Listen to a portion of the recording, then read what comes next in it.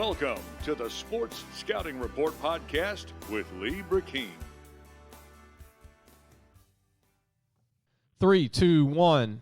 Hi, everyone. Hope everybody's having a great day. You're listening to the Sports Scouting Report. I'm your host, Lee Brickeen. Our guest today, our co-pilot today is our editor, Jace LeJeune with Louisiana Football Magazine. Jace, thanks for joining us today. Yes, sir. Thanks for having me. I really appreciate it. It's going to be an interesting topics today. We've got 3 to cover. We're going to talk about the high school championship games for both sides of the brackets, for the public side and the private schools. We're going to talk about the signing classes for all the state colleges. We're going to save LSU for our Tuesday show, which Tuesday show would be Wednesday. But we're moving it up, Jace, because of Christmas Eve. So, of course. So we'll have it tomorrow. We'll have our show. I'm going to be talking about LSU's recruiting class tomorrow. If you hear today's show, so I'll talk about LSU's recruiting class tomorrow and the bowl games. Today we're going to talk about the high school championship games, the signing classes of the other state schools, all the state schools. Again, LSU I will cover tomorrow in depth. It takes a whole hour just to talk about LSU, just about. And then me and Jace will talk about the playoffs. At least me and Jace can cover the 4 playoff teams and agree to disagree on all of this stuff. So that's what's fun. That's why we're bringing Jace on, right, Jace? Because we're not always going to agree, and I think people like that. I think human nature, people love for people to disagree. Right. Yeah, that's what we do. That's why they tune in. That's right.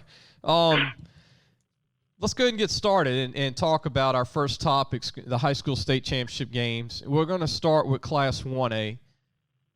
And it's not going to be played technically this week. So after Christmas Day, you're going to have basically this starts on December. It'll be the 27th. 27th, yes. So we're going to be talking about Sunday is the first day, correct, of the high school state championships? Yes, sir. Yep, it'll be Sunday, and it will go through Wednesday. It's different. It's not at the Superdome for the first time in, oh, goodness, many years. It's going to be at Turpin Stadium in Natchitoches, Louisiana. I'm great with that. I'm a big statewide guy. That's what this program's about. I go to Natchitoches a lot, and it's a great town, actually. And people, if you've never been to Natchitoches, it's a great place to watch a game. It's outdoors, which I think is different. So let's just pray from the man upstairs there's no rain, right? Right. That's the big thing. That's the only thing about the Superdome. When it rains, nobody's going to get wet, and it's not going to change it. At least it's a turf field. Turpin Stadium's a turf field. So if it rains, it's not going to be sloppy or anything like that. So if people don't know of Turpin Stadium, they've never been, it's not a grass field. They do have a beautiful stadium in Natchitoches on the campus of Northwestern State. But let's go ahead and get started again. Class 1A. We've got David versus Goliath here, Jace.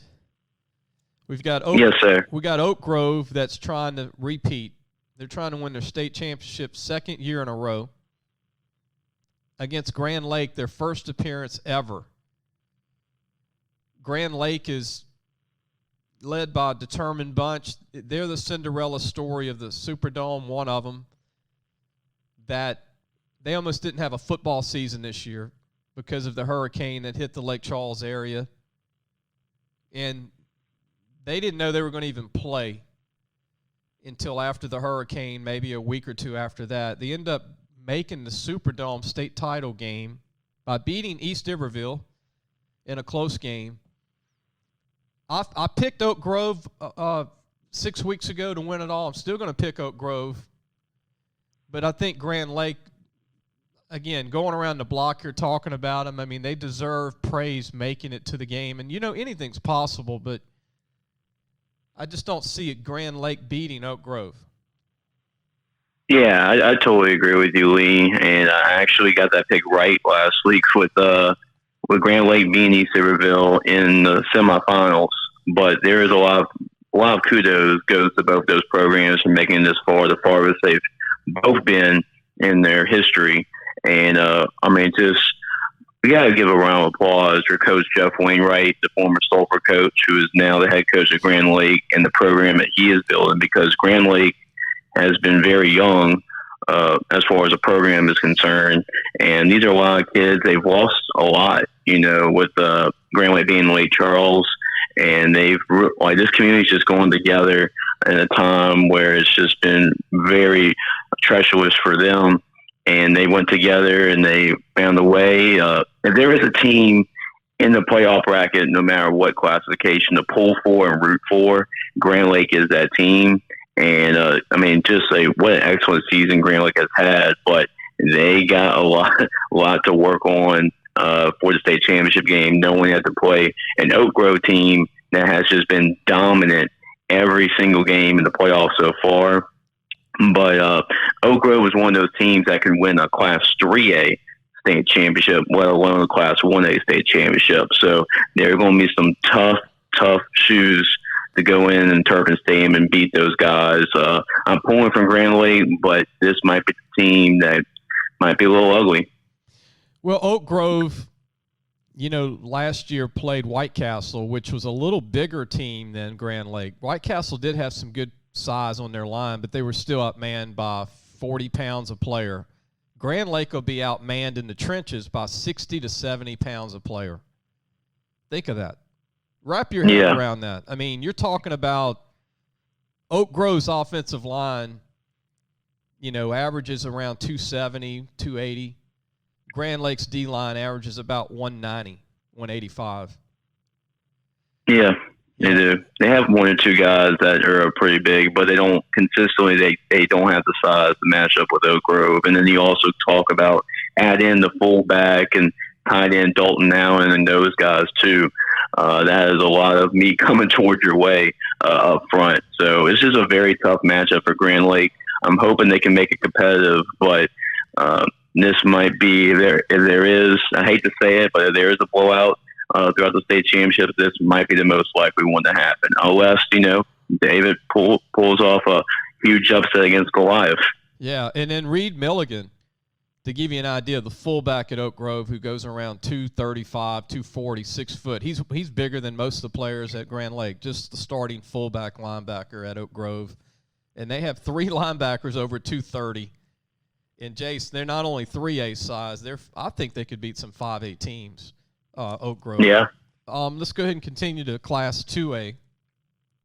Manny had a big win over General Trask. It was a Cinderella season for General Trask. But Manny scored 83 points, which I thought 53 points by LSU was a lot over the weekend, but 83. Right. Kinder, I think, upset Mangum. I had Mangum Manny going to the Dome, man. I thought I had that right, but Kinder. Me too. Got a great program, and these are some tough kids. They know how to win, and the last 7 years they've really competed. And this is a team that's familiar with the Superdome, the state title game. Now they're going to Turpin Stadium. Kinder's another team that's not in Lake Charles, but they're a suburb of Lake Charles, so they were affected too by the hurricane. A lot of their families and all of their players, they've persevered as well. Manny has been the pick of mine since the season started, since the end of last year, actually. Right. And if there's anybody that can give Manny a game in the state title game, it's Kinder. They're so tough on defense. But, again, I just think this is going to be tough for Kinder, but anything is possible. A-Meat gave Manny a game a couple of playoff games ago. I don't think Kinder has the talent A-Meat has, but I don't know. Look at it this way. If General Trask played Kinder, who would win? And I think that would be a toss-up. And then Manny put 83 on him. So I'm going to stay with my pick. Right. Manny's got Terrence Williams, who's become a linebacker too, by the way, at 6'1", 230, runs a 4.6. They have a Division I quarterback at Manny. They've got a big offensive line that goes about 260. They have a big D-line. They're going to just pound the ball at you. They're going to return. They're just going to kill clock.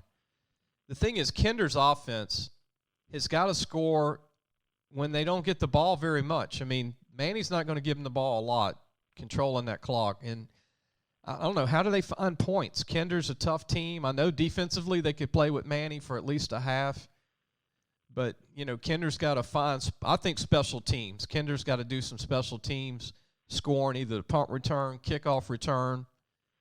They got to block a punt. They got to do something. You got to force turnovers. Yeah. That's the only way I think they could beat Manny. I'm going to stick with Manny, though, Jace. Oh, yeah, me too. They were my favorite, too, when this bracket came out as well. And my biggest question mark was how effective Manny would be with the 2 forfeits early in the playoffs, knowing that their first actual playoff game would come in the quarterfinals against Amy. I think that was the biggest task for them, because the first game in the playoffs coming against a talented team like Amy with the great athletes that they have, I thought that was a bad matchup for them. But they overcame it and won that football game, and I feel like that's what I feel like Jess Curtis and the rest of the main coaching staff took just a breath of relief after that. And General Trask has had himself the greatest season in their program's history, but they were just too much for General Trask to handle. For Kinder's been in this game, like you mentioned, and I mentioned a lot on the last podcast, that they are playing their best football right now, and that's what Coach Fusilier and the rest of his coaching staff has done. They are playing their best football at their best time, and that's why they went to 3 straight state championships at one point.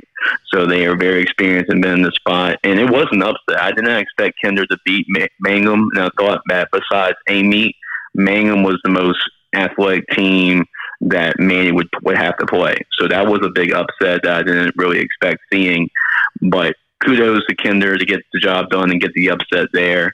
But I think I see this going the same way unless they can stop Terrence Williams in the running game and force Cadillac, the quarterback, to throw the football consistently down the field. And man can just run the football like they've been doing. I just don't see how Kinder is in this football game as well. Well, the thing about Manny, Jace, I've watched Manny twice this year on film. They have more than Terrence. They've got 3 running backs that they do are over 200 pounds, and they all run 4.5, and that big offensive line, and Roan at quarterback, and they've got a heck of a defense. But Kinder can slow down that run game. Watching Kinder this year as well, I see a tough defense at Kinder. They're not the biggest, but they've never been really a big team. I didn't think they'd beat Mangum. I had Mangum going to the state title game. Yeah, myself included. All the people listening today, we're not changing our picks week to week. If we didn't pick them, we'll say it. I know we'll admit that today. But 6 weeks ago, I had Mangum playing Manny for the state title. And, kudos to Kinder to beat Mangum. If you can beat Mangum, you can give Manny a game. That's proof in the pudding, as they say. So we'll see what happens. I'm going to stick with Manny. I just think Manny's determined. They've had they're kind of like the New Orleans Saints of high school football. They've been eliminated in the semis.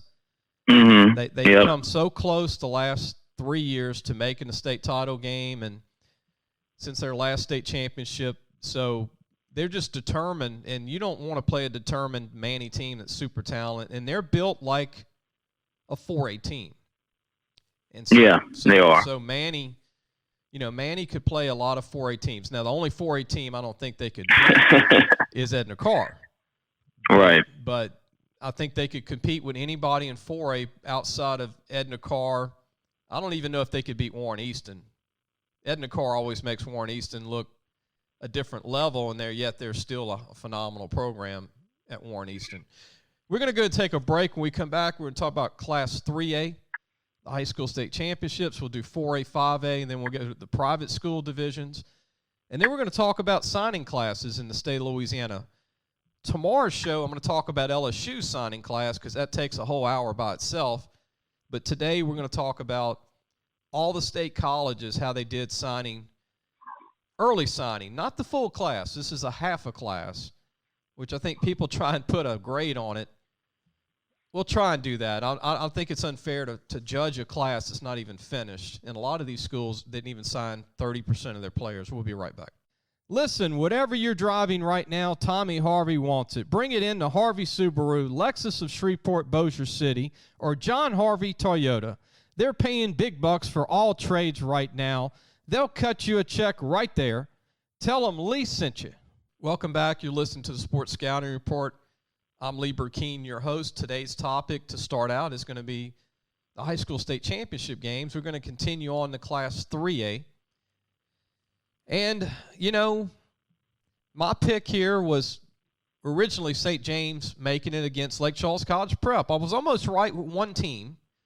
And then in Union Parish beat Lake Charles College Prep, which is not a shocker. Union Parish has a great team.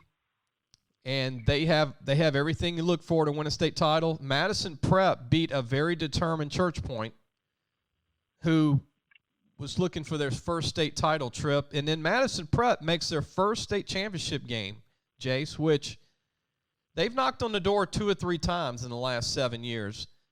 I remember when Coach Malcolm Roach was the head coach a few years ago, when his son was playing, who's now New Orleans Saints defensive lineman. They were so close to making it on a couple of their teams.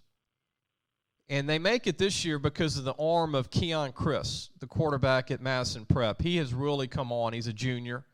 He's a class of 222 kid. Madison Prep's always had the size. They're always 300 pounds on their O&D line. They've always had really great DBs and receivers. They just never really had that quarterback. And now Chris is that guy.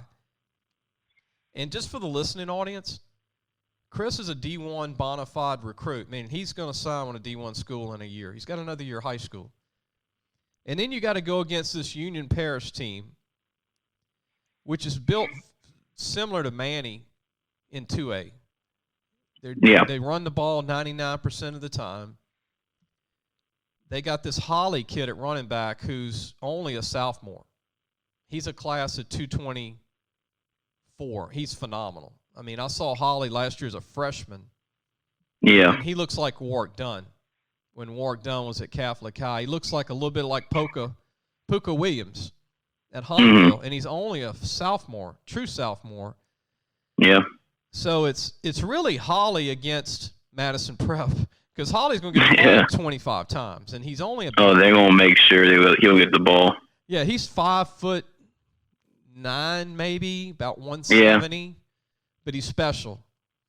I mean, he is special. So, again, Madison Prep's going to be limited on the amount of times they get the ball, but Madison Prep's going to be the biggest team that Union Parish has faced. So it's going to be interesting for Union, because Union's a big team. And Madison Prep in the trenches can match up with anybody in 3A. And they proved that. They beat a good Jennings. You know, they had to beat some good teams to get there. And then, you know, Church Point, you know, they upset a St. James, which was phenomenal. Yep.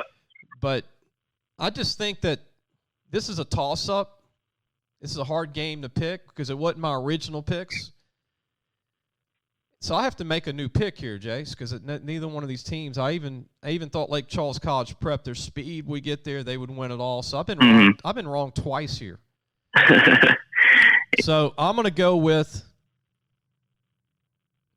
Union Parish to win it all now. I think that was one of your original picks, I believe.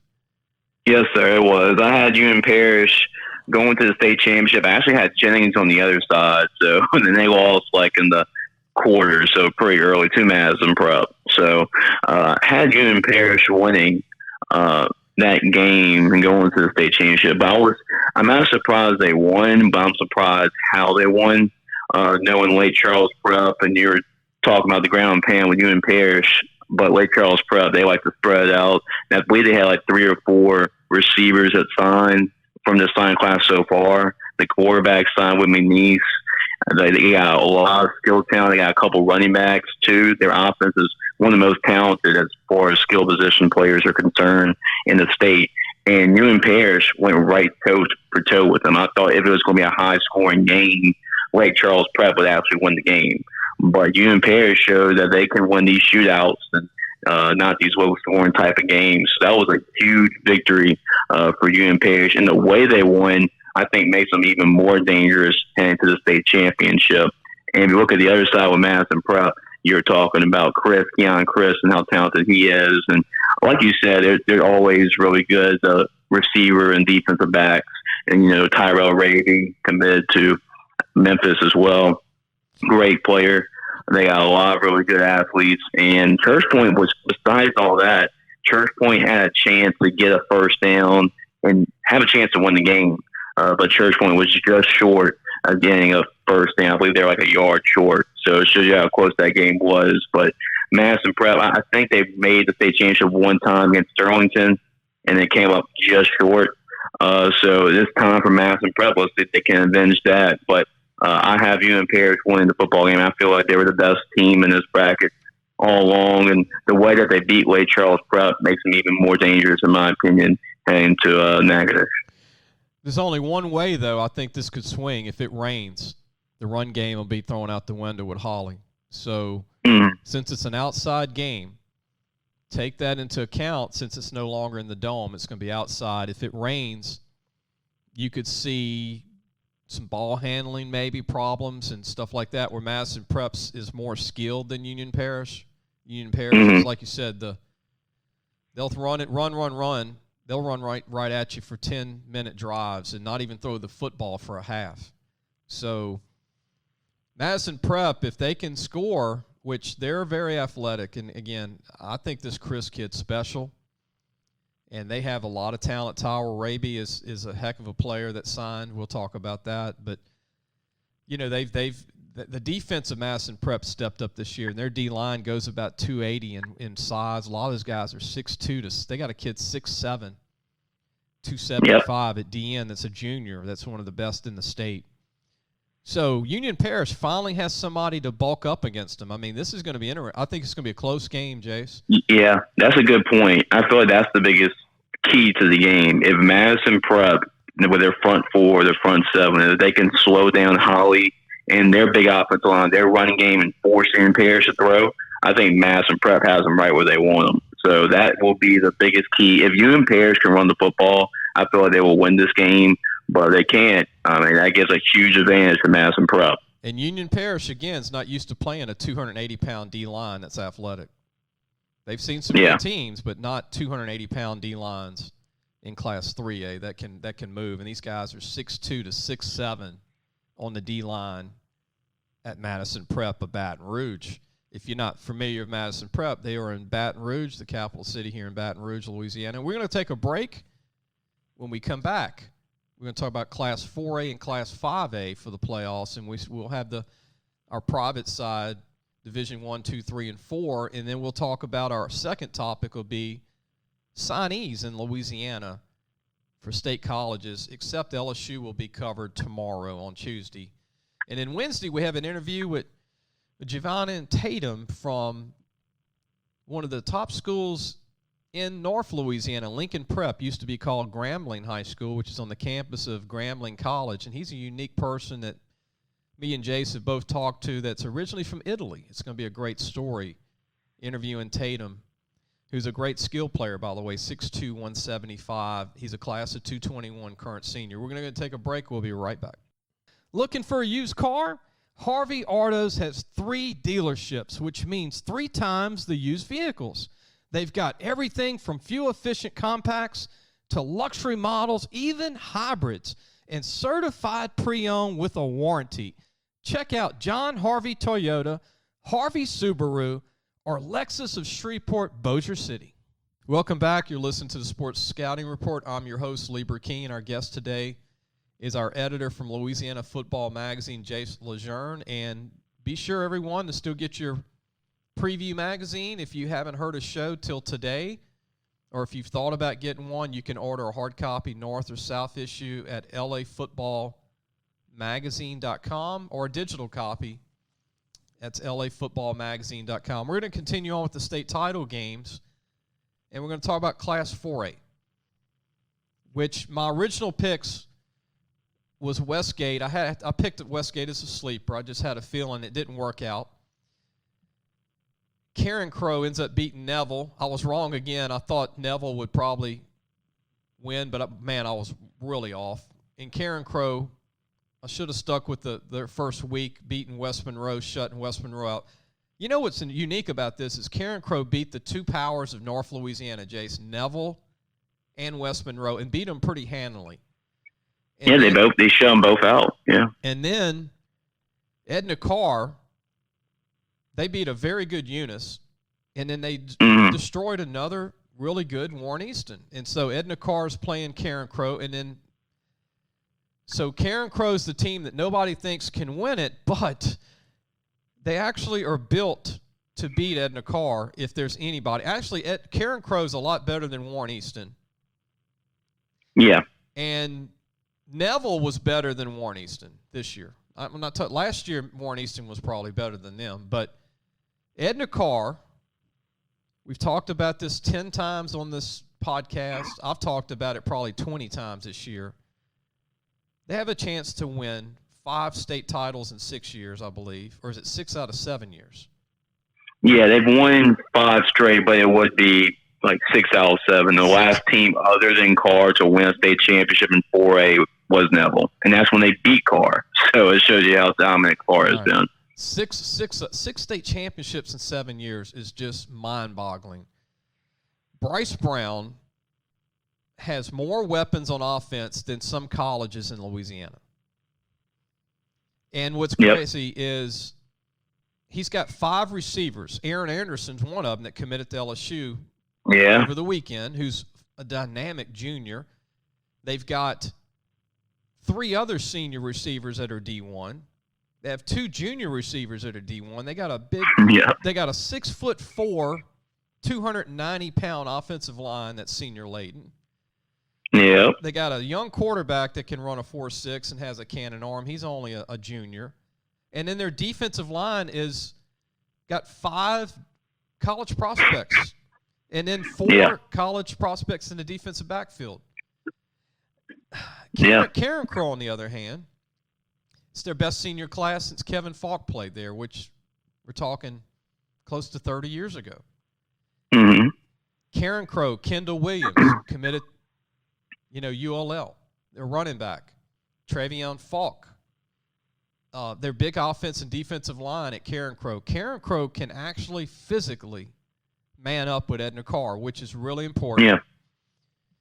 Here's the deal. If Karen Crow can't run the ball, which I would find surprising, I think Kendall Williams can run the ball against anybody. 5'11", about 210, big-time running back for Karen Crow. Can Karen Crow throw the football, though? They haven't had to with many opponents. And, again, they beat Neville very handily, easily. They beat West Monroe, shut them out week 1. They beat Plaquemine, your dad's school, over 70 points, okay? I don't even want to say the total. I'm just going lower.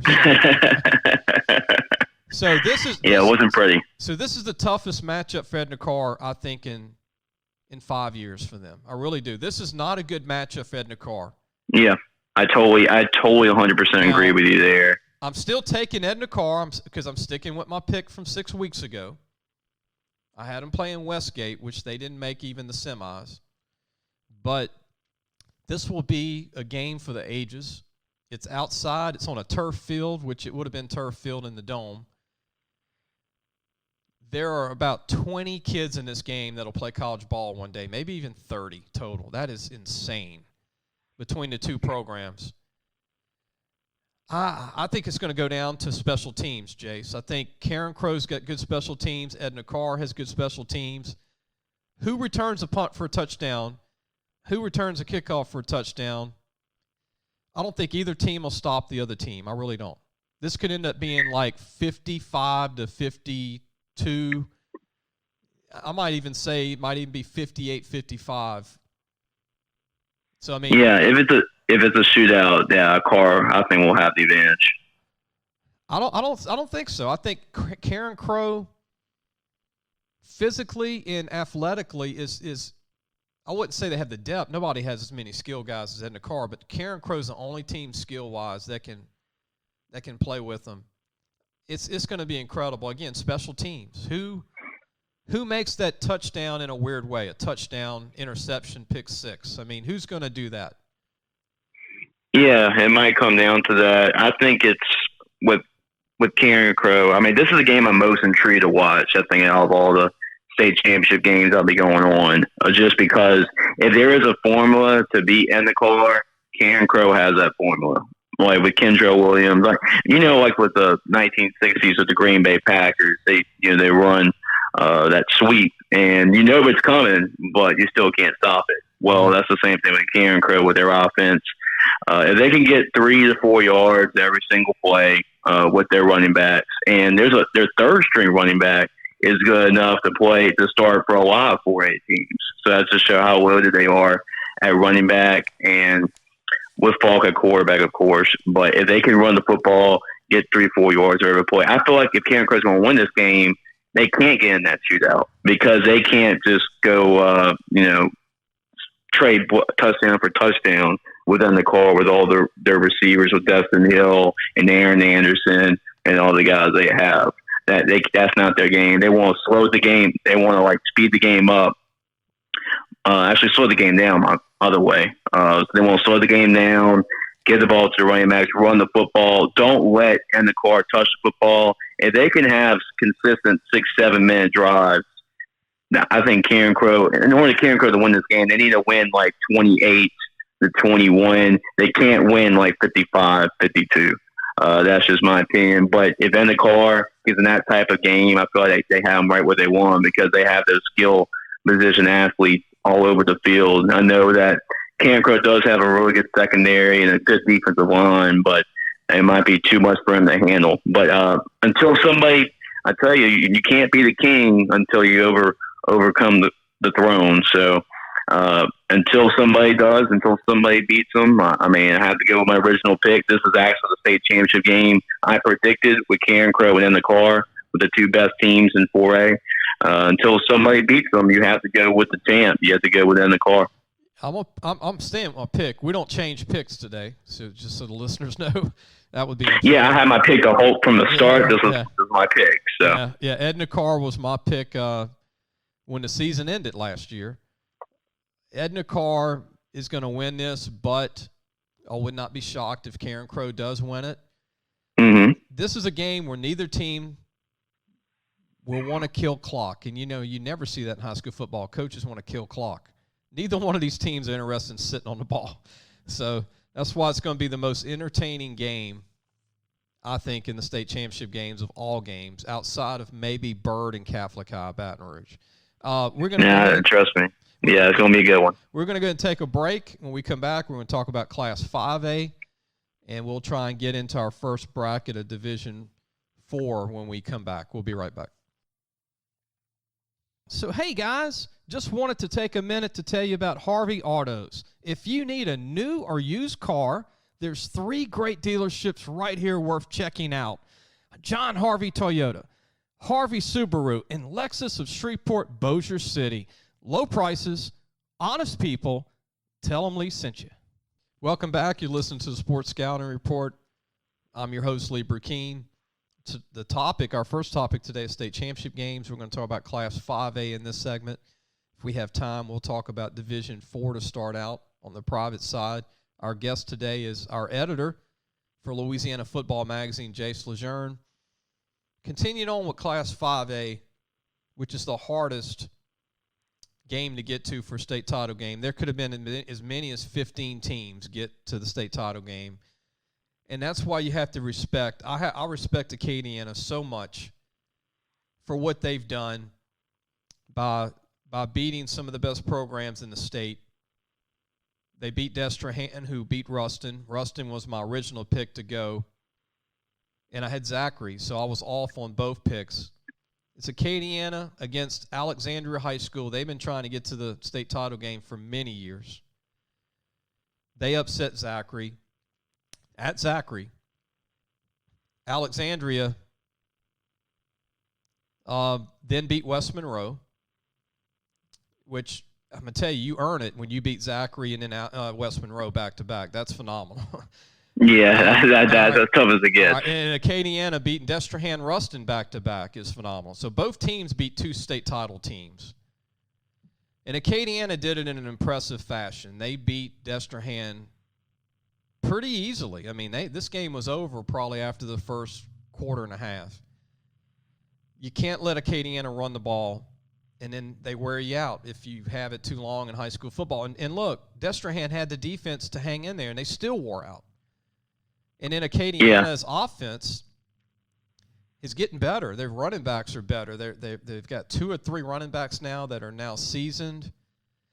Acadiana's offensive line doesn't get enough respect. Their offensive line is very good. And their quarterback, who used to be a safety, he's the most unique-looking quarterback in the state. He's about 5'10", about 215. He looks like a Mike linebacker, Jace. Yeah. Yet he runs and operates that offense to a T. And then you got Alexandria High School, who nobody picked him. I didn't pick him. Now, I loved him. I think Coach Bachman's done a great job, and I'm happy. I'm happy for them, though. And so you got David versus Goliath in the 5A game, basically. Now, my original pick, again, they didn't make it. So I got to repick again. I was even wrong in the semis. So I'm going to go with my new pick. I'm going to Acadiana still to win their second state title 2 years in a row because they've got the best defense. They proved it. They beat Ruston and Destrehan back-to-back. And then they beat Mandeville. They beat 3 of the top teams in Class 5A. And then Alexandria High School beat Zachary and then West Monroe. And then their offense.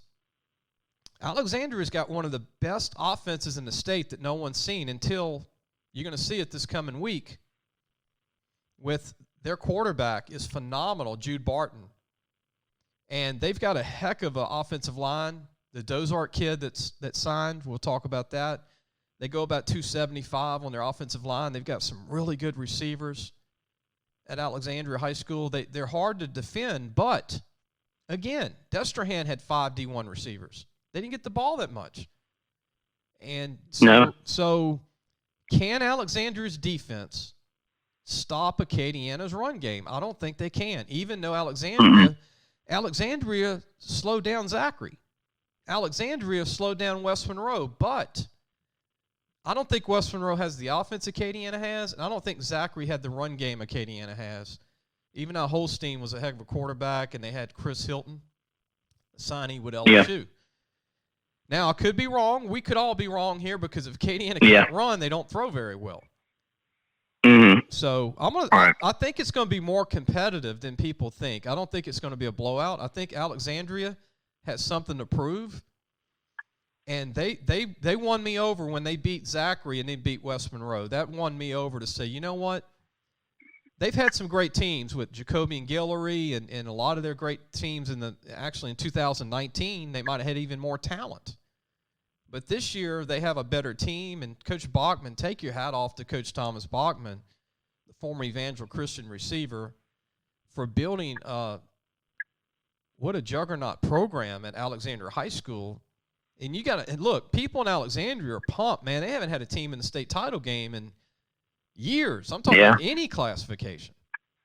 And so so this is a game that you kind of want to pull. You're not supposed to pull for a team. But I really like the underdog role that Alexandria has. And can Jude Barton do it again? Can Jude Barton have another great game at quarterback against the third great team in 3 weeks in a row against Acadiana? I think Alexandria can score more points, I'll say this, than West Monroe did. And they got a chance to score at least as many as Zachary did because I like this offense at Alexandria High School. I really do. Even though Acadiana's dominant, Acadiana hasn't seen many passing teams, Jace, that can throw the ball really well. Mm-hmm.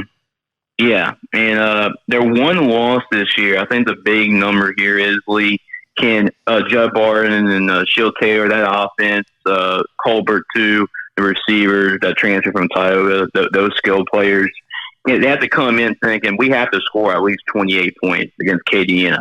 Now, that's easier said than done, considering that Acadiana might have the best defense in the state. But you have to look at it this way. The only loss Acadiana had this season was against Catholic High.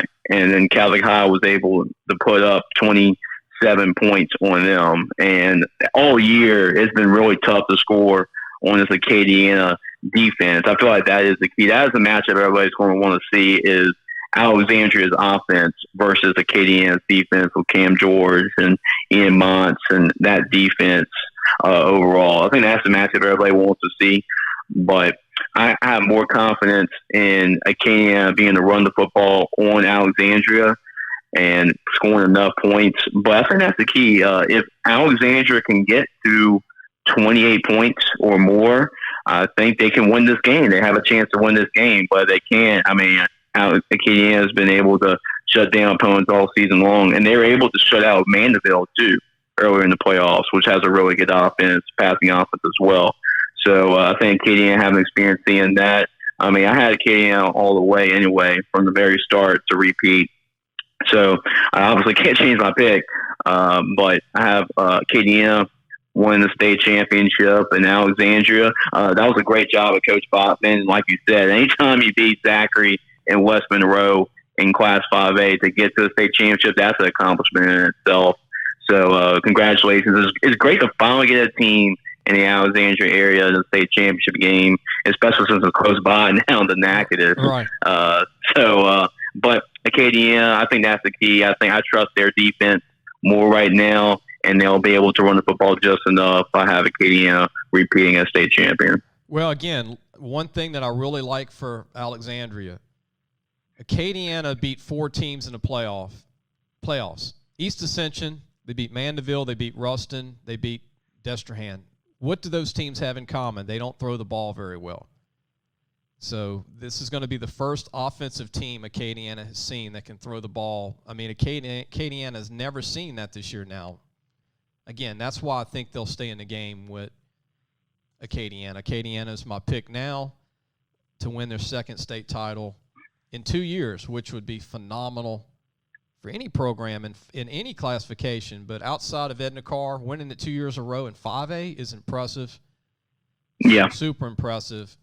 We're going to take a break. When we come back, we're going to talk about Division 4. Calvary Baptist plays Ouachita Christian in Division 4. We'll talk about that. And we've got much more in the show. We've got the rest of the classifications to talk about, me and Jace. And also, our other topic is signees in Louisiana, the state colleges. Tomorrow, we'll talk about LSU's class. On Tuesday, tomorrow, we'll talk about them. We'll be right back. Parents, are you looking for advice on getting your high school athlete recruited by the right college? Lee Brakeen is your answer. Lee has been doing it for over 30 years. He knows the ropes, and more importantly, he knows the people.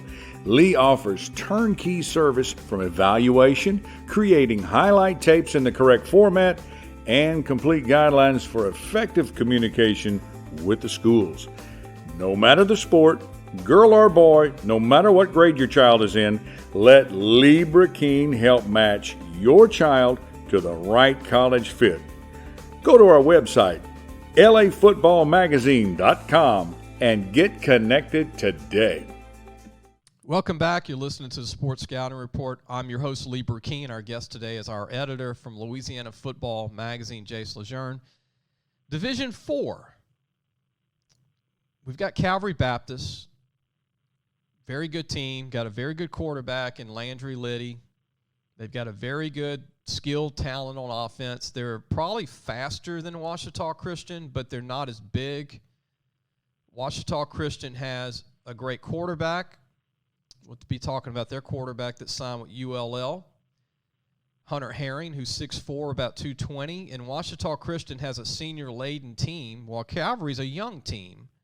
Mm-hmm. Calvary's not small. I mean, their offensive line goes about 250, 260. They're not tall guys, but they're very good. A lot of them are seniors. That's where they're senior-laden. Mm-hmm. Calvary has enough skill talent to give Ouachita Christian a game. I think this is going to be a great game because Vermilion Catholic was a very good passing team, Jason. They came close to beating Ouachita Christian in 2 overtimes. Yeah. In the semis. And Calvary's even a better passing team than Vermilion as far as talent around Landry.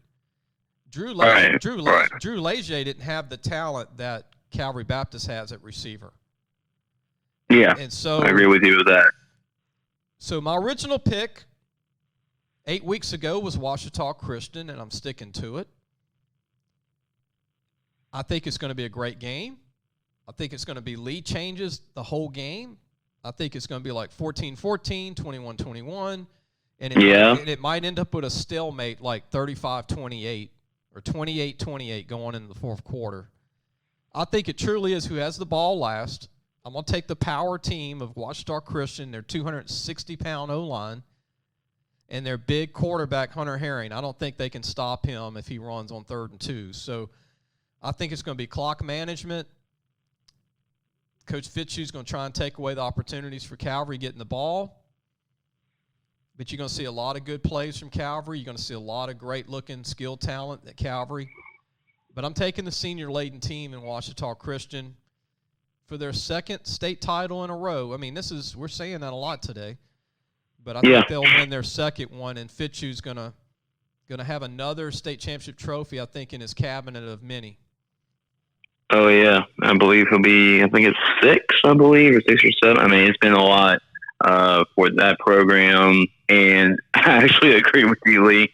I have Ouachita Christian. I still thought at the end of the year that Calvary was just a year away from winning a state championship, especially after a lot of their seniors from last year. I thought that team was going to go to the state championship, and they fell just short to, guess who, Ouachita Christian. So they definitely remember that game. And, Andrew Lee, like you said, is a great quarterback. I think he's leading the state in passing right now. So it shows you how explosive their passing offense is. Joseph Wilson, and they got a lot of really good skill position players. But they like to spread the football to throw, and Ouachita Christian, they like to spread everybody out, but just to run the football with Hunter Herring and Dylan Dugan and those guys. So it's a conflict of styles. Like you just mentioned, Ouachita Christian is going to try to run a lot with Hunter Herring and try to wear down Calvary's defense so that Langelitti and Calvary Baptist don't touch the football as much. But I like what you said there with just senior leadership, knowing that Calvary is young in a lot of places. And I think that'll play an advantage to Ouachita Christian, who's been in this game. They've been in this position before, and it's shown in the semifinal game against Vermilion Catholic in a very close competitive game. So this is going to be one of the best games to watch, in my opinion, and I'm very intrigued to watching this game. But I like Ouachita Christian, and I actually had this pick from the very beginning. I had these two teams playing, but Ouachita Christian, I like Hunter Herring and Coach Fitzhugh and that group to win another state title. In Division III, I had the 2 picks wrong because I just thought Newman would go, and they didn't go. And then Notre Dame, I thought, would win it all. They didn't get there. They lost to St. Charles. But in the back of my mind, I really thought St. Charles had a chance. And obviously Lafayette Christian was the better team over Newman. I just thought Newman could pull it out. But you got Lafayette Christian playing St. Charles Catholic out of Laplace, Louisiana. Frankie Monica trying to win another state title. He's won state titles at Lutcher and St. Charles Catholic. Was former Tulane offensive coordinator for a long time. Lafayette Christian, the key here, Jace, is getting Sage Ryan back 100% for the game. Absolutely. Now you can beat Newman with Sage Ryan maybe not playing or not being at his best, and you could beat Episcopal with him being out for 3 quarters. But St. Charles Catholic, with Mandel Eugene and that defense of St. Charles, you've got to have Sage Ryan running the ball because they really don't have another great back. They've got another back or two, but I'm talking about their run game is their bread and butter. That's what they do.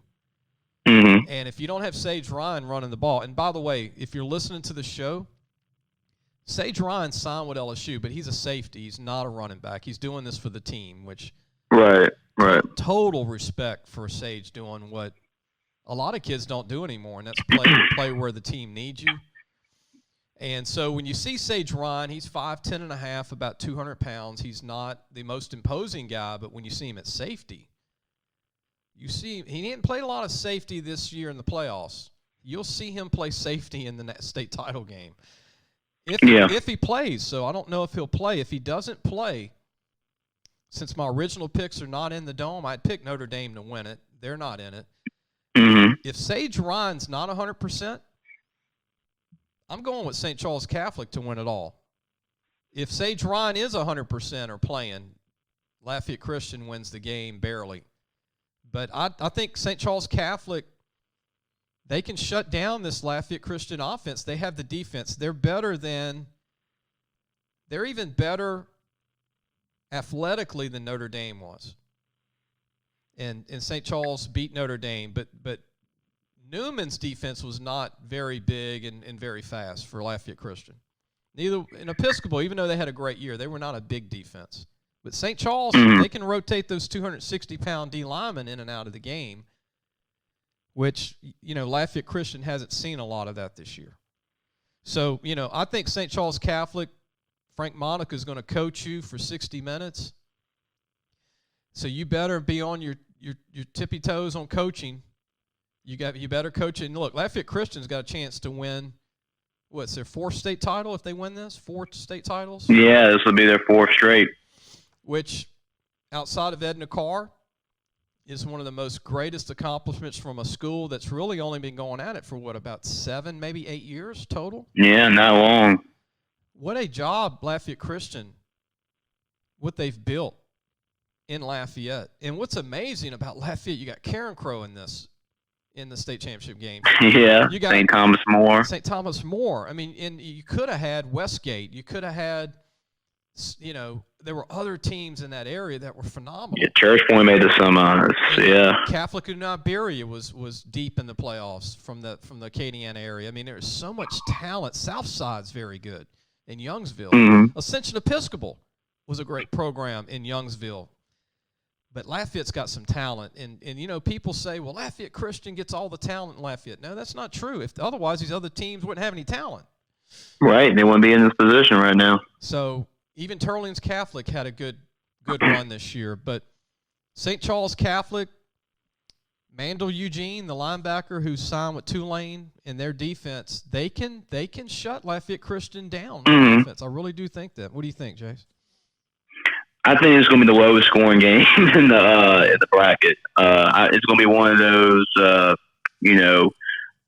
even of this, like 21-14, 14-10. It's going to be one of those type of games. Not a lot of offenses scoring, but I really like. I mean, this is the only bracket I think I got right and you got wrong. I think as far as like both teams being in there. I had Lafayette Christian and St. Charles Catholic being in that game.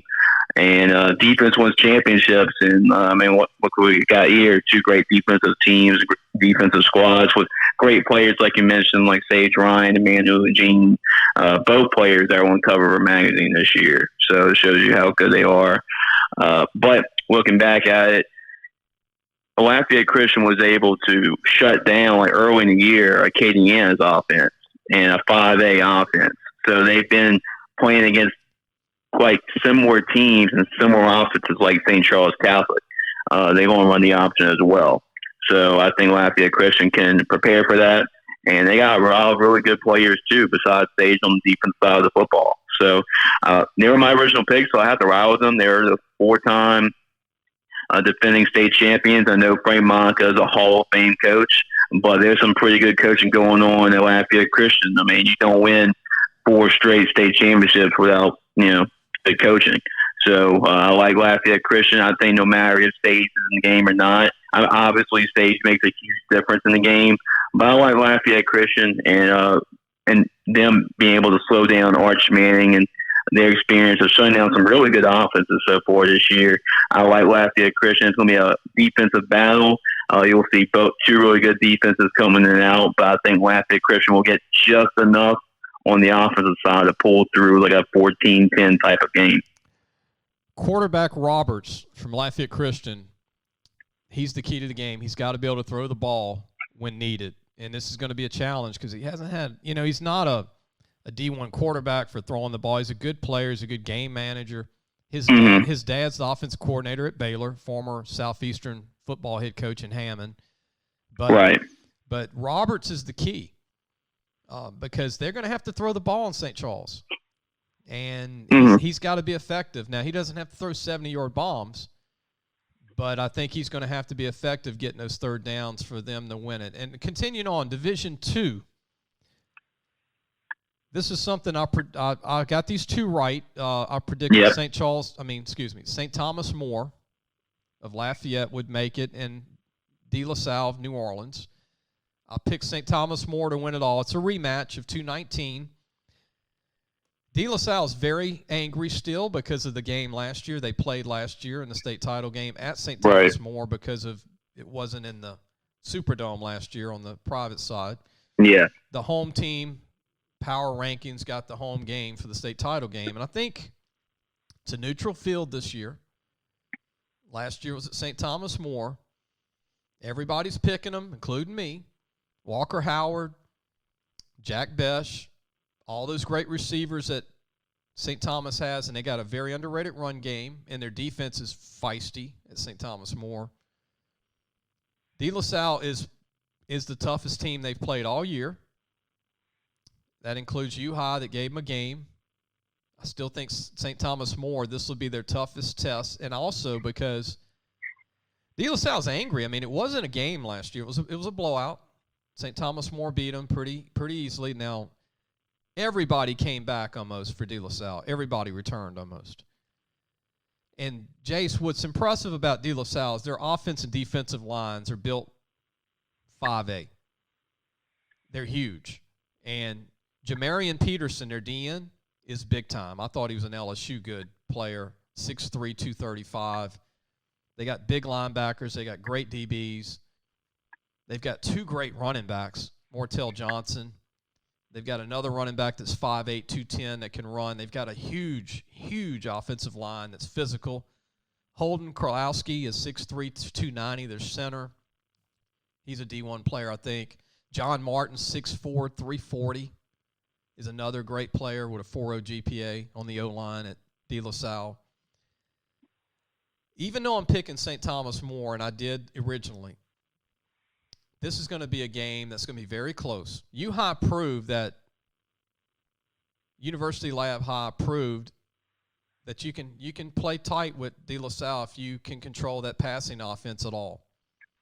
Mm-hmm.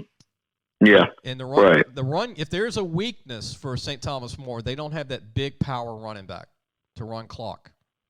Mm-hmm. Yeah. And if there's a matchup problem here, it's De La Salle's D-line, which goes about 270 against St. Thomas More's offensive line. It only goes about 235 maybe in average weight. Not a huge line.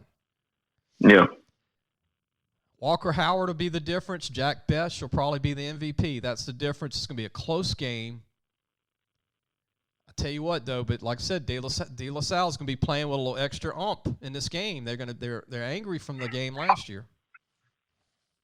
Yeah, I agree with you there. I mean, I had that same championship game too. I had De La Salle, St. Thomas More, but my thoughts on St. Thomas More at the beginning of it, thinking like everybody else was thinking, like this could be a blowout. I mean, St. Thomas More all the way. But as we're going more and more into it, this game is going to be much, much closer than everybody thinks. And like we were talking about with Karen Crow and Carr, I feel like if there's one team that has blueprint to defeat St. Thomas More, it is De La Salle.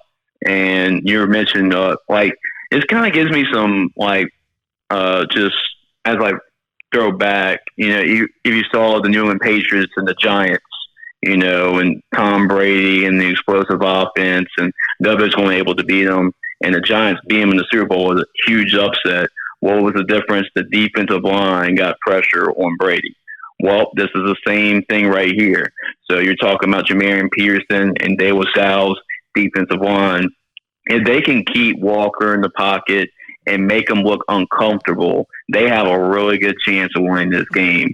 But at the offensive line, and I think that's the biggest key in this game, if they can hold their own and give Walker some time and Besh, I mean, I don't know if De La Salle has anybody that can cover Jack Besh, so that's going to be the difference. So if De La Salle wants to be in this football game, they need to get to Walker Howard. They need to rush the passer, and they can get there with four guys. They don't have to blitz. So that's the biggest thing, if they can get there without having to blitz.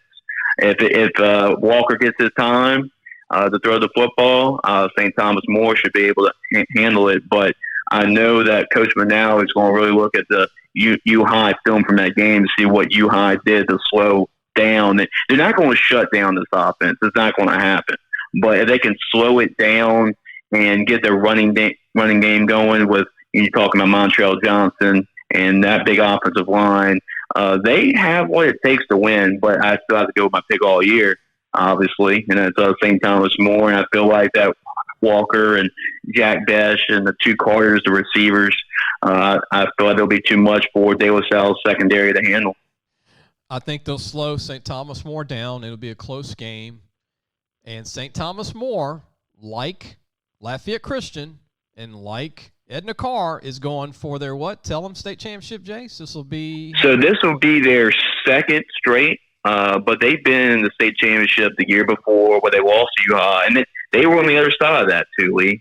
They played U High, and everybody thought that U High was the runaway favorite, and St. Thomas More had no chance of winning. Well, St. Thomas More in a lot of ways outplayed U High, even though they lost. So they've been that side before, and yeah, I believe this will be, if they win this state championship, this would be their second straight, but I think they'll be like their third in 4 years. And I'm happy for Coach Hightower. He waited over 30 years as a head coach to win a state title. Over 30 years. I think it was 33 years. Now, he won one at Catholic of Point Capee years ago. Right. So this will be 4 for him total. But it took him 33 years to win one at St. Thomas More. And you talk about patience. And he's a patient guy. He's a great guy, Coach Hightower. But we're going to continue on without taking a break, Jace. The final playoff game to talk about for the state championships at Turpin Stadium in Natchitoches, home of Northwestern State, is Class Division I on the private side. I think I was the only person on the universe to pick this game 8 weeks ago. Yeah, you picked this one right. Yep. Catholic against Byrd.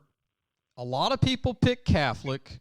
Some pick Rummel. Some pick Curtis. Some people pick Brother Martin. Some people pick St. Aug. Yours truly. Yeah, that's the one I got wrong. And all of them are great teams. Again, all these are great programs. Byrd, I just thought this was their best team, seeing them on film and seeing them in person last year, seeing them this year, seeing them because I go to North Louisiana, as you know, a lot, and I've been seeing these programs play. And when Byrd beat John Curtis, I think the whole state went, wow. Like, who's Byrd? Yeah, right. Well, Byrd's in Shreveport. C.E. Byrd's in Shreveport. A lot of people don't even know, And so unless you're from Shreveport, Bossier City, or Natchitoches. But Byrd beats John Curtis, who wrap this around your brain here, if you're listeners. This is crazy. John Curtis beat Jesuit twice during the season. And they beat just about everybody in this bracket during the season. And so Byrd is playing only about an hour from the school, not even an hour. So they got home field advantage, basically, against your Catholic High Bears of Baton Rouge, who I picked them to win it all 8 weeks ago. I picked them to play Byrd. Yep. The key here, Catholic, how healthy will Catholic be come game time? They lost 2 running backs to injuries in the last 2 weeks of the season. They lost another running back during the Brother Martin game. Yeah. They were on their third team running back in that game, and Shelton Sampson blossomed, that receiver. Yeah. The young quarterback was playing for their hurt senior quarterback. He's starting to blossom, and they've got that big O-line at Catholic. They've got that aggressive front 7 and those 4 DBs. Michael Kokarkas is a heck of a safety. They have speed. But will Trey Benson move to running back from slot if these guys aren't healthy? Because, beginning of the season, Catholic High had 5 of the best running backs in the state. They're down to about 2 of those 5. Now, again, if Catholic is healthy, then my pick will be right. Byrd, on the other hand, has over 30 seniors. They're built to stop you. Their defense is very big on their D-line, the biggest D-line they've had in 30 years. They have 4. Right. They have 4 great DBs. Braden Hermes is phenomenal at safety. Luke Militella, they're both 6'2", 6'3". This is going to be one of the best defenses that Catholic's seen at Byrd. The key is, Can Bird throw the ball against Catholic on 3rd and 3s, 3rd and 4s? Mm-hmm. They have a very talented quarterback at Bird who took over for their quarterback, Pons, who got hurt, and he's starting to do well. I think Catholic's defense is the reason they're in the state championship game. What they did against Brother Martin, what they did against Rummel when the offense was not really clicking, and they had a lot of injuries, with Woodward at defensive end and all the talent they have at linebacker, and their DBs are for ball hogs at Catholic. Mm-hmm. Defense has got to win the game again for Catholic. That's my pick, because Catholic's probably going to be missing 2 or 3 of their starters on offense. Now, they do get the 2 weeks off total. But again, Jace, having those injuries at running back is going to hamper their ability to rotate all those talent. And now, if they move Trey Benson to running back from slot receiver, he was a running back to begin the season anyway. So It's going to be interesting. This is going to be a close game. It's going to be ball control by 2 teams. Clock's going to go fast. Might be a quick game. It's not going to be a passing game unless Bird can stone the run game, which I don't think they'll fully stop Catholic's run game. But they did with Curtis. I mean, they shut down Curtis's offense, which was impressive. And Catholic's young quarterback, he's a freshman. Yeah. It's really surprising me how good he's looked with just being a true freshman in Class 5A. If you told me a freshman quarterback would play at Catholic High 10 years ago, I'd say you're crazy, because they've never had a freshman quarterback play in the playoffs or during the regular season. No, they haven't had any. If you look at freshman players in general, like the only one that's really played for Coach Ratita and Coach Warner, those 2 coaches over the last 30 years, has been Clyde Edwards-Elaire. So, I mean, besides that, they haven't really had anybody else that started as a true freshman for them. Shelton Sampson last year, I think he played a lot as that 3rd receiver as a freshman. But but Catholic never played freshmen. Like you said, Dale Weiner never had freshmen on the field. But this is going to be 2 great defenses. Whoever makes the turnovers, whoever gets the turnover battle wins the game. Again, I'm sticking with my pick, sticking with Catholic High. But Bird's got a lot of turnovers. They got a great defense. This will be Catholic's best defense they've seen this year. That's why Bird's in this game. Yeah, you're right. Bird. The reason why Bird beat John Kerr is because they had a couple of fumbles, and Carson Bruno, their big defensive lineman, he had a pick. So they forced turnovers against John Kerr. They're going to have to do exactly that in order to be an upset. Even though Bird's a higher seed, I still think it would be an upset if they defeat Catholic High. And you talk about their passing offense. It's a good thing their passing offense is getting going. And that was the thing early in the season. Can Catholic throw the football? Landon got hurt, and Daniel Beal, the freshman, came in and is starting to throw the football. Got Shelton Sampson more involved. So they are throwing the football more, which is a good sign into this game, and they're being efficient throwing the football. But like you also said, as soon as their passing offense started getting really good, their running backs, which has been really just the strength of the team, like the first half of the season, George Hard, you talk about the other guy as well. I can't think of it off the top of my name, but top of my head. But both of them are hurt. Like you said, Singleton is the other guy. Yeah. So both of them are hurt. If they can get healthy, that would be big, because that will make Catholic more balanced on the offensive side of the football. And they're going to need both those guys in order to keep Bird's defense off balance, because like you said, they are very balanced defensively. A big defensive line led by Carson Bruno, and a very experienced secondary with Hermes and Militello and those guys. And Bird, they're going to need to run the football to keep Catholic's offense off the field. So Denzel Thompson, he is a very talented running back, and he's going to be a key difference maker in this game. So if Bird can get turnovers and have long drives and make it a lower, like slow the game down a little bit, they'll have a chance to win this football game. But if Catholic has to make this a high-scoring affair, back and forth with both teams, I just like Catholic in that aspect. With them, they outscored Rummel. They went in a little bit of a shootout. with Brother Martin. So if it comes to the shootout, I trust Catholic's defense to get a couple of stops and a couple of turnovers. Well, your alma mater is trying to get their third state title in the history of the school. Dale won one. Fertitta won his first one his first year. They've lost two. Right. This is their, like you said, their fourth state title game in 5 years. And it's going to be interesting. It's going to be a heck of a game. It's a battle of the Titans here. And also on that defense for Bird, they've got Martavius Brown at linebacker. Yeah, Junior Brown, he's good as well. Another good player. William Anderson, another William Anderson. Yeah, he's about 270, 6 foot.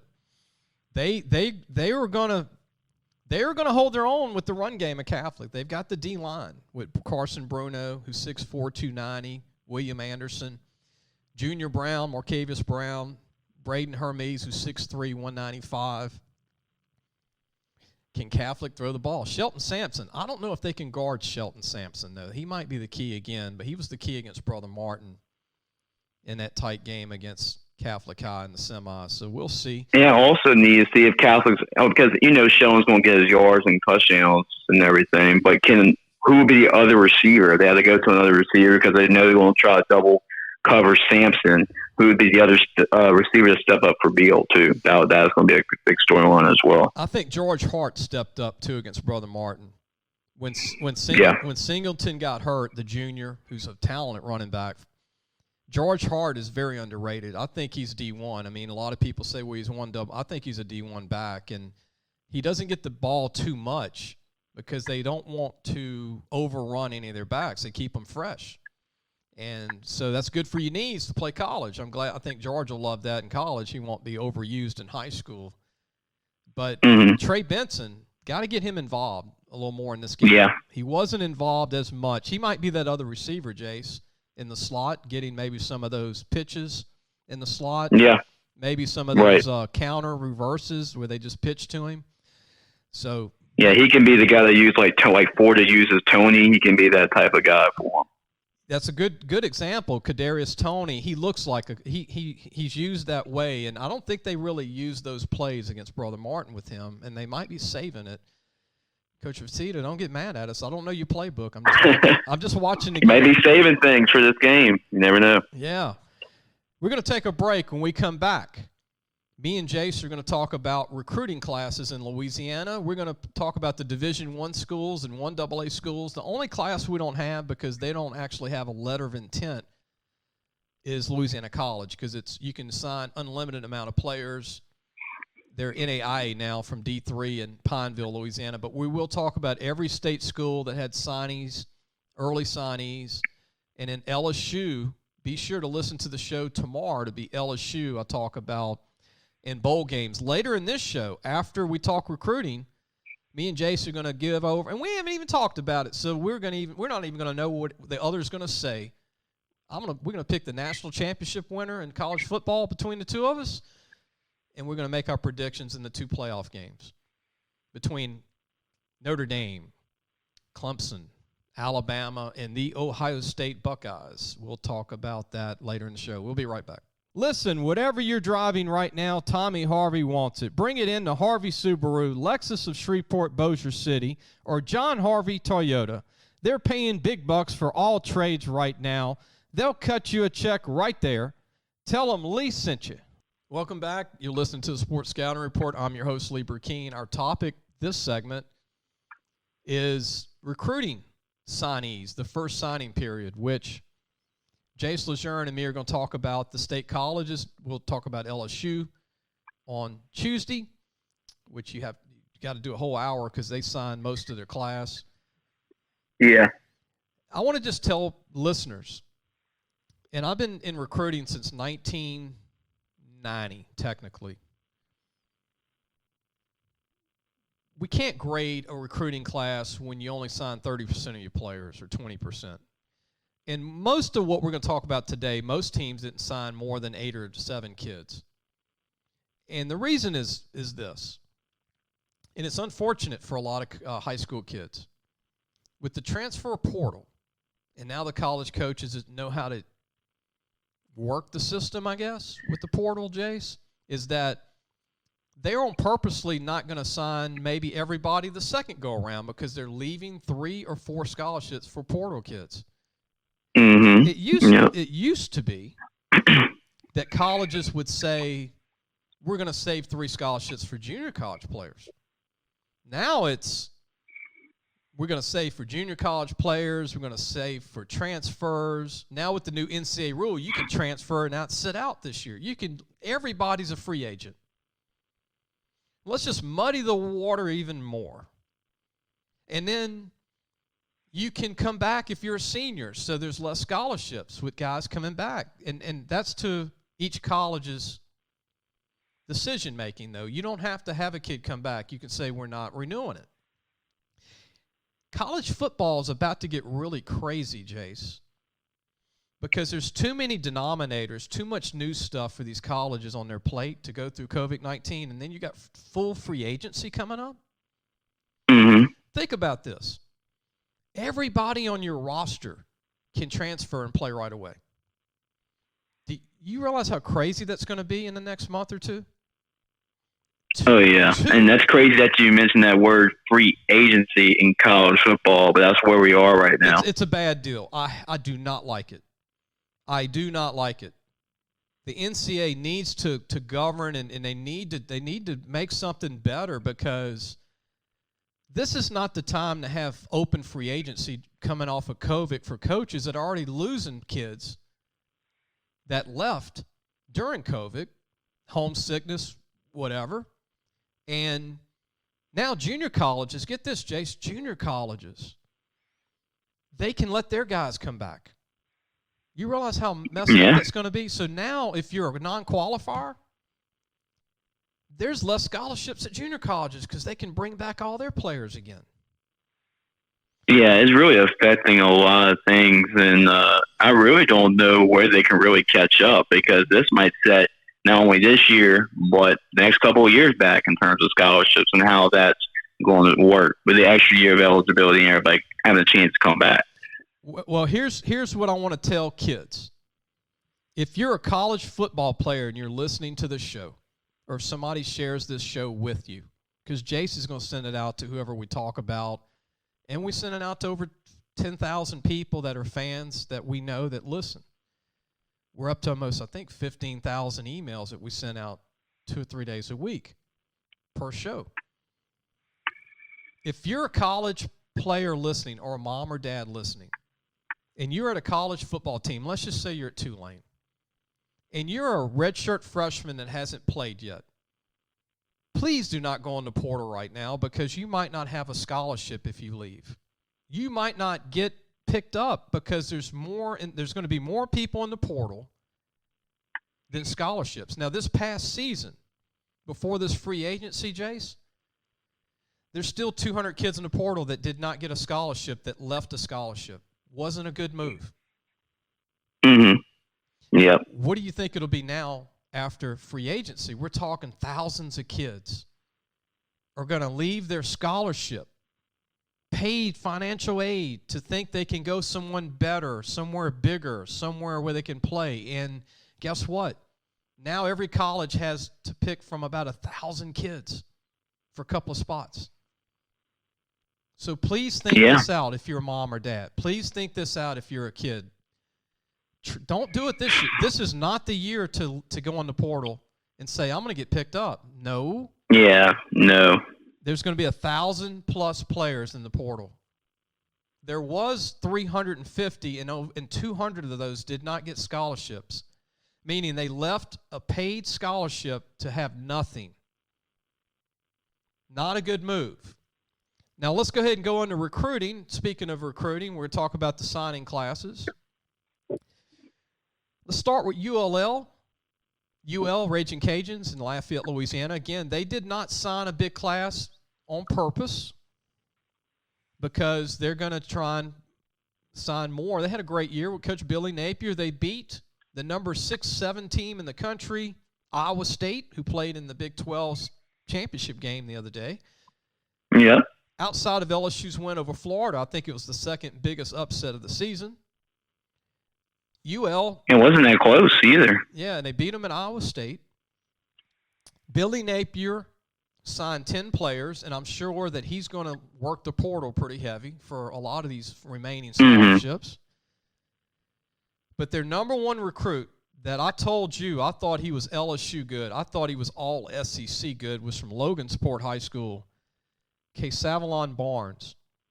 Yeah. Who's 6 foot, about 195, played running back. I thought he was a heck of a linebacker for Kevin McGee.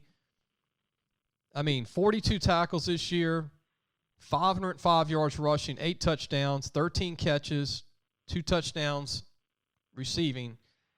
Runs track. You can tell he's a 4.5. He looks bigger. I think he's going to start right away for UL, either at running back or a corner or nickel corner or strong safety. He's going to be a beast. They also picked up a signee from C.J. Caesar from Iowa in Lake Charles, the son, by the way, before you were born, Jace, of Clarence Caesar, who played basketball at LSU at 6'7". Okay. For Dale Brown, he was a basketball player, and then his son's very athletic. He's 6'2", about 190. Played corner in high school. Impressive physical specimen, C.J. Caesar. Another SEC kind of player. Was third in the 400 meters in 219 in track in Class 3A. He's a really good athlete. And then they got a transfer. They're already starting to work the portal. They got a transfer from John Stevens, former Logansport player, speaking of Logansport, from TCU, who's 6'5" now, 226. He's grown into a tight end. That's what I thought he would be. He's still a receiver. He's kind of like Megatron in size. So John Stevens is now, his dad, John Stevens, was a longtime NFL running back, and the late John Stevens played at Northwestern State from Spring Hill. But here's a group of 10 guys that all these guys are phenomenal backgrounds. They even got a running back from Hempfield, Texas, Jace. A running back that's 5'9", 210, that's got a chance to be a phenomenal running back. They lose a lot of running backs after this year. Again, I say they do. They can come back. Regas and they can come back. Yeah, with the extra year, right, with COVID, they can come back. But they signed a phenomenal running back from Hempfield, Texas. What is Hempfield, Texas known for? Well, remember Ben Wilkerson that played center at LSU in the national championship game? Ben Wilkerson was from Hempfield, Texas. His name is Draylon Washington, 5'9", 210, ran for over 5,000 yards. And then they got Hunter Herring, a quarterback from Washington Christian. I still think Hunter, Jace, could grow into a tight end. He's a big guy. Yeah, and I agree with you. He could be a tight end at Washington Christian. Don't get upset with me if you hear this, Hunter, your family and all that. This is college. This is not high school. If you're quarterback, I think you'd be a great quarterback. But a tight end, look. What's wrong with being the next Gronk? What's wrong with that? Nothing. Nothing wrong with that. We're going to take a break. When we come back, we're going to keep talking about recruiting in Louisiana, and we're going to go and talk about some of these other colleges in Louisiana, talk about how they did. There was a lot of schools that did really good. Again, it's only a half of a class, not even a third of a class for some of these kids. We're going to talk about Tulane when we come back and all the other schools. We'll be right back. Looking for a used car? Harvey Autos has 3 dealerships, which means 3 times the used vehicles. They've got everything from fuel-efficient compacts to luxury models, even hybrids, and certified pre-owned with a warranty. Check out John Harvey Toyota, Harvey Subaru, or Lexus of Shreveport, Bossier City. Welcome back. You're listening to the Sports Scouting Report. I'm your host, Lee Burkeen. This segment's topic is college signees in Louisiana. Our guest is Jace LeJeune, our editor, Louisiana Football Magazine. Jace, Tulane probably had the biggest class outside of LSU of early signees, and still they left some scholarships on the table. You know, it's a class that's impressive, but it's still mostly out of state. I thought they would go a little more in state, but they're good at identifying out of state players. They built their program outside, but in state. Yeah. Mandel Eugene's a heck of a linebacker signee for them. And I think Bailey Despani, the DB safety from Karen Crow's got a lot of ability, 6'1", about 170. And then Iverson Celestine from Fontainebleau, running back. So they only took 3 early. Again, this is not a final class. This is the early signing period. But Tulane had a lot of out-of-state players. They went into Georgia, Kentucky, Texas, Arkansas, Oklahoma, Tennessee, Mississippi to sign their players. Are you surprised they went out of state still heavily? But it's still a half a class. They might finish with a lot of Louisiana guys. I guess I'm not that surprised because if you look at Coach Fritz, ever since he's been at Tulane, that's what he's done. And he get like a couple, like 4 or 5 guys in state, and really good guys. The guys he doesn't get a lot of guys in state, but the guys he does get are pretty good. But he does a really good job of evaluating guys, I guess, from his Georgia Southern days and like going back throughout his whole coaching career. He kind of goes through all the areas he's been, and he's done a really good job recruiting out of state. So I'm not that really surprised that he's going that route once again. Again, they might finish with a lot of Louisiana guys, but Coach Fritz likes working that transfer portal. They brought in 4 last year. Wouldn't be surprised if they do another 4 or 5 this year for transfers, saving scholarships. Continuing on, Louisiana Tech. They went more Louisiana heavy in their first group of guys. They took 5 Louisiana players in their early signing period. I can't really complain on any of the 5. Aaron Bean, Huntington, O-line, 6'6", 280. Cyrus Allen from Landry Walker, a great receiver, DB. Solomon Lewis, a slot receiver from Lake Charles College Prep, great player, receiver. Kenneth Bannister from Edna Carr, 6'5", 285. And then Carson Bruno from Byrd that we talked about, who's going to play O-line at Byrd at 6'4", 290. They love to recruit Texas and Mississippi. They've done great in Texas and Mississippi over the years, going back to the 60s. Yeah. But look for Louisiana Tech to hold some scholarships for the transfer portal again. I'll look for them to take as many as 5, maybe 6 players, Jace. Last year they took 5 transfers in the portal. Right, and especially at the quarterback position, too, because that was going to be a big position for them to get, and they did go that route for that position. And they got a lot of guys up in their area. You talked about Aaron Bean, Carson Bruno, all around the Shreveport and the North Louisiana area. So they go into Texas, Mississippi. So all the areas that are kind of close by, they are really recruiting those. But, yeah, they got a Ken Bannister offensive lineman, big guy in New Orleans they went and got and get.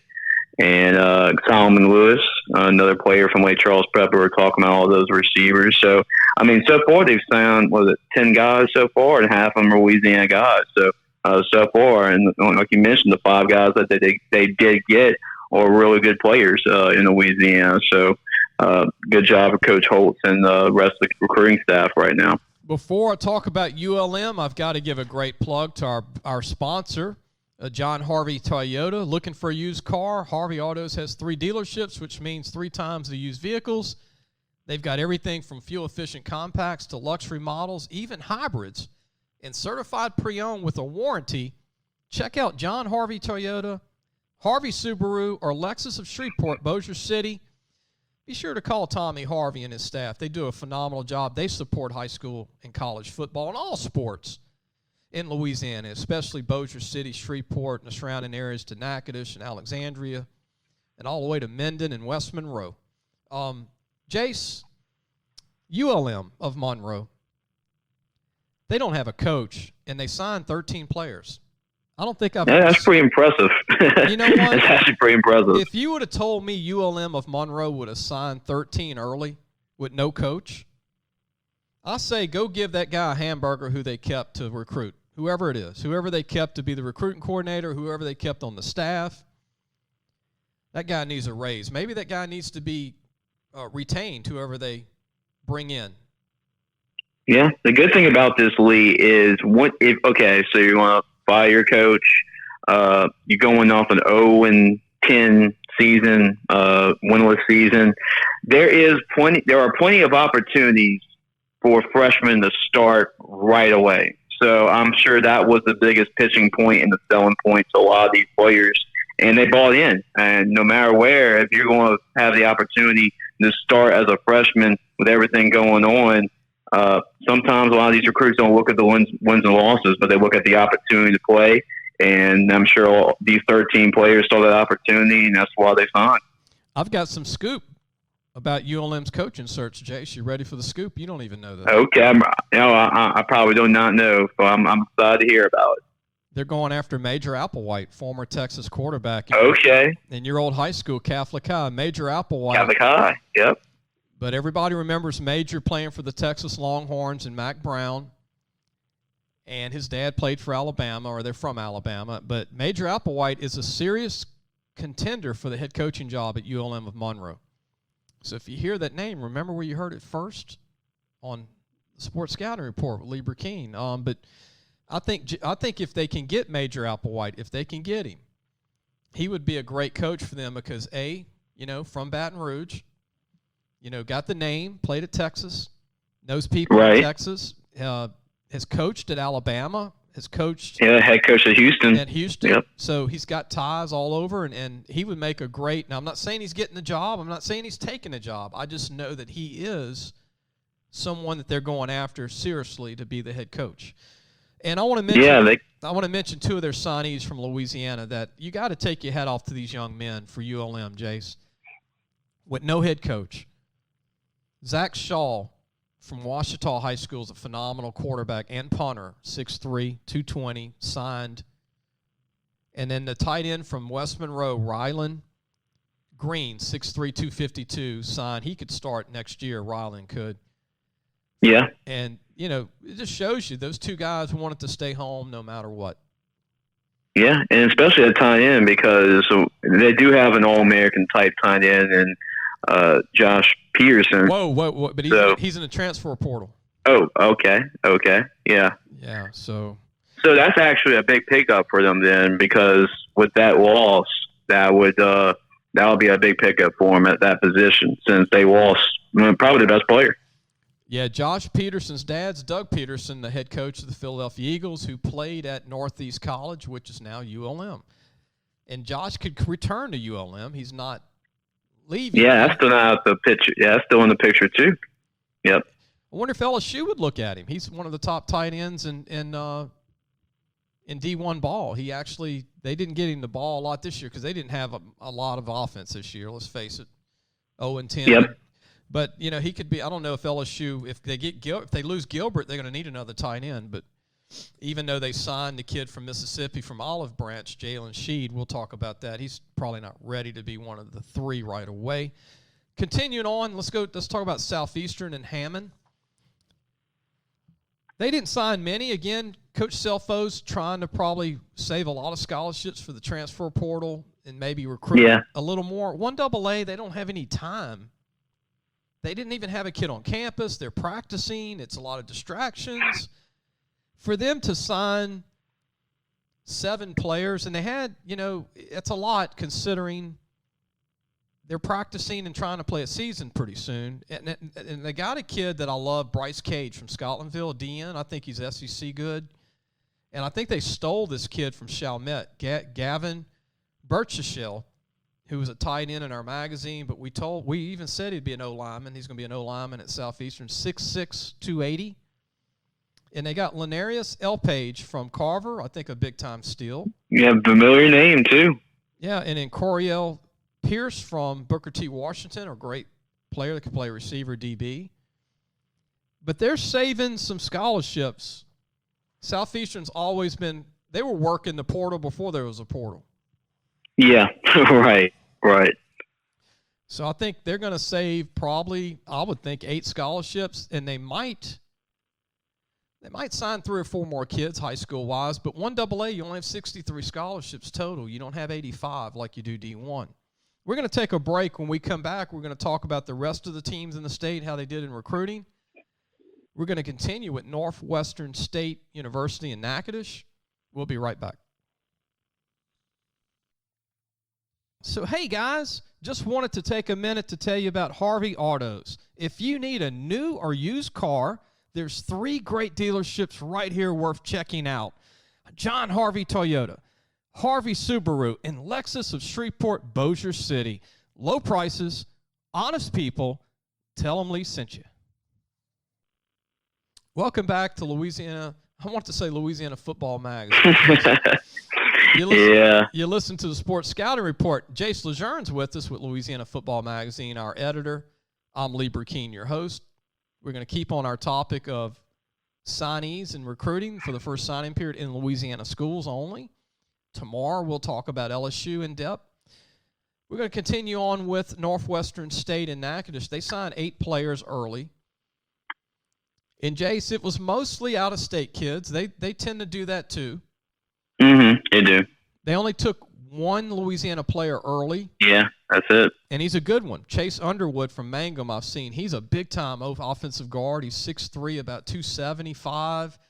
He's strong, good feet. I thought he was SEC good. I thought he was LSU good, but I think that's a good thing for Northwestern. You know, it's hard to recruit O-linemen 1AA because all the big-timers go D1 or they go junior college or prep school. And he's a big-time 6'3" legit kid that's going to be about 290 when he's done. And he might play as a freshman, but Northwestern State has always recruited Texas heavily. They did that again, and they're going to hold some scholarships. And I hate saying this with parents listening, but since it's going to be a free agent world pretty soon with college football, they held a lot of scholarships. I think they might take 4 more high school kids in the end, which will give them 12. And they're probably going to use the rest on transfers. Yeah, that's just the way college football is in 2020. McNeese State. Frank Wilson's second – I can't even say second year. He didn't play his first year yet. Right, yeah. It's technically the second sign class, technically. Right. But, yeah, he hasn't played the season yet. I don't drink coffee, Jace. I should, but it was difficult thinking it. I'm like, wait a minute. Frank was hard. He signed a class. They didn't play. They're going to play soon. But they went more Louisiana heavy. Yeah. And actually, they signed a good bit of players early. So he rolled the dice and said, I'm going after a lot of these good high school Louisiana players. They got Clay Ancelet from Ascension Episcopal, offensive tackle, 6'4", about 275. Edward Gilds, Jace, we talked about, I saw play at St. Augustine in New Orleans. He can play, man. They got him as a safety. Yeah. He might start for McNeese. I wouldn't be surprised. Eli Goss from Westlake. He's a big-time D-tackle, DN. I love him. He was on our all-Louisiana team, 6'3", about 275. He finished at South Beauregard. Yeah, he did. And then Hahnville's Elijah Hamilton, a great corner. He was on one of our all-Louisiana teams. He'll play as a freshman. I think Coach was paying attention because I think all these guys were on the all-Louisiana team. So that's a good pickup for Coach Wilson. I think Frank's looking at our stuff. I think he is. I know Chris Truax is the O-line coach. I know he listens and looks. And then Jaylen Joseph from Holy Cross, a slot receiver. He was on some of our teams. Mm-hmm. Twilly Lovett was on our all-Louisiana teams from Bell Chase. Yeah. He'll play as a freshman. Dylan Simone from Lake Charles College Prep, who was committed to another school. They stole him away, got him as a decommit. Yeah, I think South Alabama, So that's a big pickup for him since that was a D1 school. Devin Tott from Mandeville as a quarterback was a steal, I think. He'll probably redshirt but be a future guy for them at 6'3". Great arm, great feet. Travis Walker, another one of our all-Louisiana teams, guys from Landry Walker, safety, signed. And here's the big one. This guy is SEC good. He's going to start right away from McNeese at D-tackle. Waylon Williams from East St. John, 4-year starter, 6'1", 280, runs a 4.9 40. He's a beast. Good class for Frank early on. He stole some kids, Jace. He rolled the dice. What he did was he said, you know what? Let all these other schools in state take these transfers or hold on. I'm going to sign some great players I wouldn't get normally in Louisiana. Yeah, I think that was a statement for Coach Wilson saying, and with his background at LSU, knowing how great the state is, Louisiana, saying, I'll make a statement saying that we're going to pick the best players that we can get from our own state, and we'll just stay home and get the best guys that we can get in the state. And you know as much as anybody that Louisiana is as talented and as deep as any other state across the country in terms of getting in-state guys. So this turns our attention to Nicholls State, who this is his best team ever, which did not play. They are about to start in the Southland Conference, Coach Tim Rebowe. And he likes these transfers. Nobody's better. He does too. Nobody's better than Rebowe on 1AA getting D1 transfers, especially Louisiana. And that's what they've been so good. Louisiana natives. So yeah, they signed 8 players, but 3 of them were transfers. And we all remember these names. Aldontre Davis from Lutcher is transferred to TCU, receiver. He'll start for Nicholls next year, not this year. It's crazy. This year is late this year, this year will be the new year when they start, meaning he'll be starting, the end of next year. It's confusing. So still trying to keep track of everything. So Titus Jones, offensive lineman from Edna Carr, transfers from Memphis to Nicholls. He'll start not this year for football, but this year coming up after for football. Whether that be the spring or the fall, who knows about that? Yeah. Another transfer they picked up was from Tulane, from St. Augustine High School, defensive end, Juan Morgeris, 6'2", 240. He'll start for Nicholls not this coming spring, but next fall. And then they picked up some great players. They picked up one of my favorite nose guards from John Curtis, Linus Noel III, 6'1", 320. They got Jaden Tyler, who I love, from Assumption High School. Jace, you did a story on him on the website. Yeah, sure did. A receiver from Assumption, great talent. Great basketball player, too. Great two-sport athlete. They stole this kid, Donye Brooks, from Edna Carr. Man, he's great. He's the guy that nobody talked about at receiver. Listeners, he's one of those 4 senior receivers we were talking about. Donye Brooks will be an NFL guy from Nicholls. Book it, barring an injury. That's crazy because he could be a lot of other teams' number 1 receiver in high school this year, but he's Carr's probably 3rd or 4th. So it just shows you how good a wide receiver Edna Carr is. Donye Brooks would be Catholic High's number 1 receiver. yeah, him and Shelton together would be dangerous. 4 transfers. They picked up Colin Guggenheim, transferred, I think, from Army, from John Curtis, quarterback. Great quarterback at John Curtis, too. Had a great career. And they stole another one. I'd seen Ellender play about a month ago. They stole a running back from Louisiana by the name of Tashawn Hester from Ellender, 5'11", 190. Yeah. And they're going to save most of their scholarships, I think, from here on out. I don't even know if they might sign 2 more kids, but I would not be shocked, Jace, with free agency, that Nicholls State takes transfers mostly from here on out. And like you said, there's nobody that does this better than Nicholls State. I mean, they just get D1 transfers. As far as 1AA, I haven't seen probably nobody else doing it at that level, probably in North Dakota State or FCS program like that. But that's what's made them in a powerhouse, and they picked up a lot for this upcoming season coming up too. So that's why that Tim Rebowe might have his best team coming up this season. So that formula's been working, but not only just getting D1 transfers, but he's getting the right ones, like you said, and a lot of them originally were from the state. So that formula's definitely been working. And you're going to see a lot of Louisiana kids come back that can have the not sit out 1-year deal, which I do not like. I do not like free agency across the board in college football after a pandemic. It's not really good for college football. It's been worse. Let's continue on. The SWAC. We got to talk about the SWAC, man. They're starting football this spring too with Grambling and Southern. But Grambling took the approach. Fobbs loves the transfer portal too. Yeah. And they only took. That's how you build the program on. Yeah, they only took 5 kids early. And most are out of state. Now, Grambling's been recruiting mostly out of state since the late Eddie Robinson, and we can't argue with it because they're a national name, Grambling is. Right. So they have ties to coast with NFL players going back to the 50s, 60s, 70s, 80s, where they can sign kids all over the place. So 4 of their 5 were out-of-state guys. The one in-state guy they got that's going to play right away, not this spring, I'm getting confused, but next fall, is a kid from Lake Charles College Prep, Jaylen Joseph, who's another D1 receiver. Jaylen Joseph could have went to McNeese, could have went to the Tulanes of the world, but is going to play in the SWAC at Grambling. And Jaylen Joseph will be a day one starter, Jace.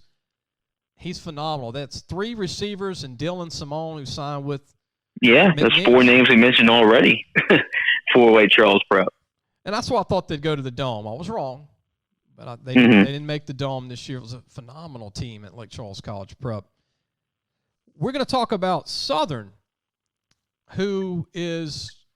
they find a creative way of winning with signing players. They also love the transfer portal. And in the master of the transfer portal was retired Coach Pete Richardson way back in the 90s and early 2000s, Jace. Mm-hmm. Yep. Pete won all those SWAC championships. And they won a lot of those rival games against Grambling in the classic game that would play every year with the Grambling Southern games. And the Bayou Classic. But the reason he was so much more advanced during that time was Pete could get kids from California. He would get transfers from LSU. He was getting the cream of the crop like Nicholls State was the last 3 years. And I think they're doing the same thing. They didn't sign but a couple of players, really, early. And they took the safe route. If you're going to sign a kid early, I think it was smart. They took their kicker punter, Joshua Griffin, they signed from Warren Central in Vicksburg, Mississippi. You want to find that punter kicker. They're hard to find for 1AA.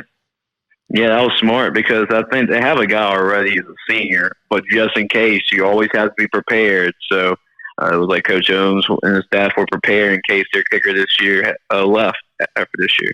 Do you think Coach Odoms is licking his chops going, man, it's free agency? Wow. Yeah. We can get 18 D1 transfers if we want. Now, it's not going to be popular with high school coaches. Mm-hmm. But when you're 1AA and Grambling's getting transfers and they're all 22 years old, you can't sign a bunch of 18-year-olds and compete with them. Or Jackson State. This is nothing changed for Coach Bob and Coach Jones because they've been doing this before this really became a thing. But it's going to be more, I think. I think it's going to be more transfers, less high school signees. And this is why, too. Deion Sanders is a new sheriff in town in the SWAC. Yeah. And guess what Deion's doing? Deion's going to take probably 17 D1 transfers, and they're going to be the who's who because he's Deion Sanders. And he's recruiting some of the best high school players, too, in the country. He's getting several of them. It might be the greatest class since the 70s in the SWAC that Deion's going to put together. I guarantee you in about 6 weeks, if you look at all the D1 players that are going to go to Jackson State and all the high school signees, he stole a cornerback from Georgia. Yeah, he did. They're going to dominate the SWAC if Southern and Grambling doesn't get their share of really good players. They have to go that route to compete with Deion and Jackson State's recruiting right now. Now, I do like this early signee. And you heard me talk about him. You saw him play in a state title game a year ago. Yep. Kobe Dillon from Faraday High School is out of Hines Junior College in Mississippi. Was a former Faraday High School phenomenal quarterback. He's going to Southern at 6'1", 210. They got him 195. He hadn't been 195 since he was a freshman in high school. Yeah. But here's a guy, 6'1", 210, that runs a 4.5. I think he could be the future of Southern at quarterback. Now, hey, a week from now they might pick up 2 D1 transfers. And then they took a receiver, Devin Ellison, from Georgia, in Canton, Georgia, out of Cherokee High School in Georgia. But again, if I'm Odoms and I'm Fobbs from Southern and Grambling, Deion Sanders is about to bring talent to another level, Jason, the SWAC, like we haven't seen since Mississippi Valley had Jerry Rice and Willie Totten at Mississippi Valley, and they didn't have that much talent around them. Yeah, this is great because you're talking about the SWAC, and historically, this is what's made college football so great. Great player Jerry Rice and Walter Payton. All those players with Doug Williams, all those players came from the SWAC conference. So it looks like that notoriety and that attention starting to come again with Deion at Jackson State. And you know how good Southern and Grambling have been with Odoms and Bob. So the SWAC, it's going to be very entertaining to watch. I'm very excited to see. Yeah, Deion, the colorful Deion Sanders, he can talk, man. That guy is going to be prime time. He's going to bring a lot of exposure, like you said, to the SWAC, just him being in it. So those other coaches have to be happy that he's going to bring that conference into the media, and a lot of people are going to talk about that conference through him being at Jackson State. Jackson State's home of the late Walter Payton and Jackie Slater, Hall of Famer from the Rams offensive tackle. Yeah. We're going to take a break, and Jace, we don't have drum roll, but when we come back, you might have drum roll for some stuff you can use for our show when you edit, but when we come back, we're going to give our picks for the playoffs. Me and you haven't even discussed it off air. Our next topic is the 4 teams in the playoff. Do we agree with it? Who's going to win the 2 games? Jace will give his picks. I'll give mine. We'll pick our national champion. And I'll actually decide it before we come back. Actually, I haven't decided yet, but when we come back, we will talk about that.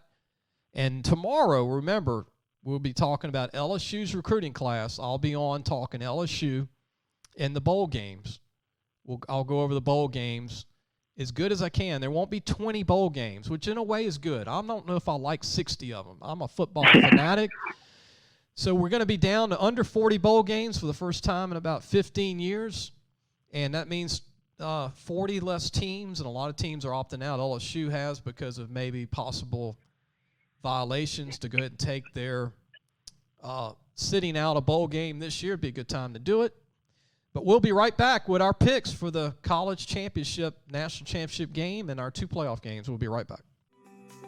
Parents, are you looking for advice on getting your high school athlete recruited by the right college?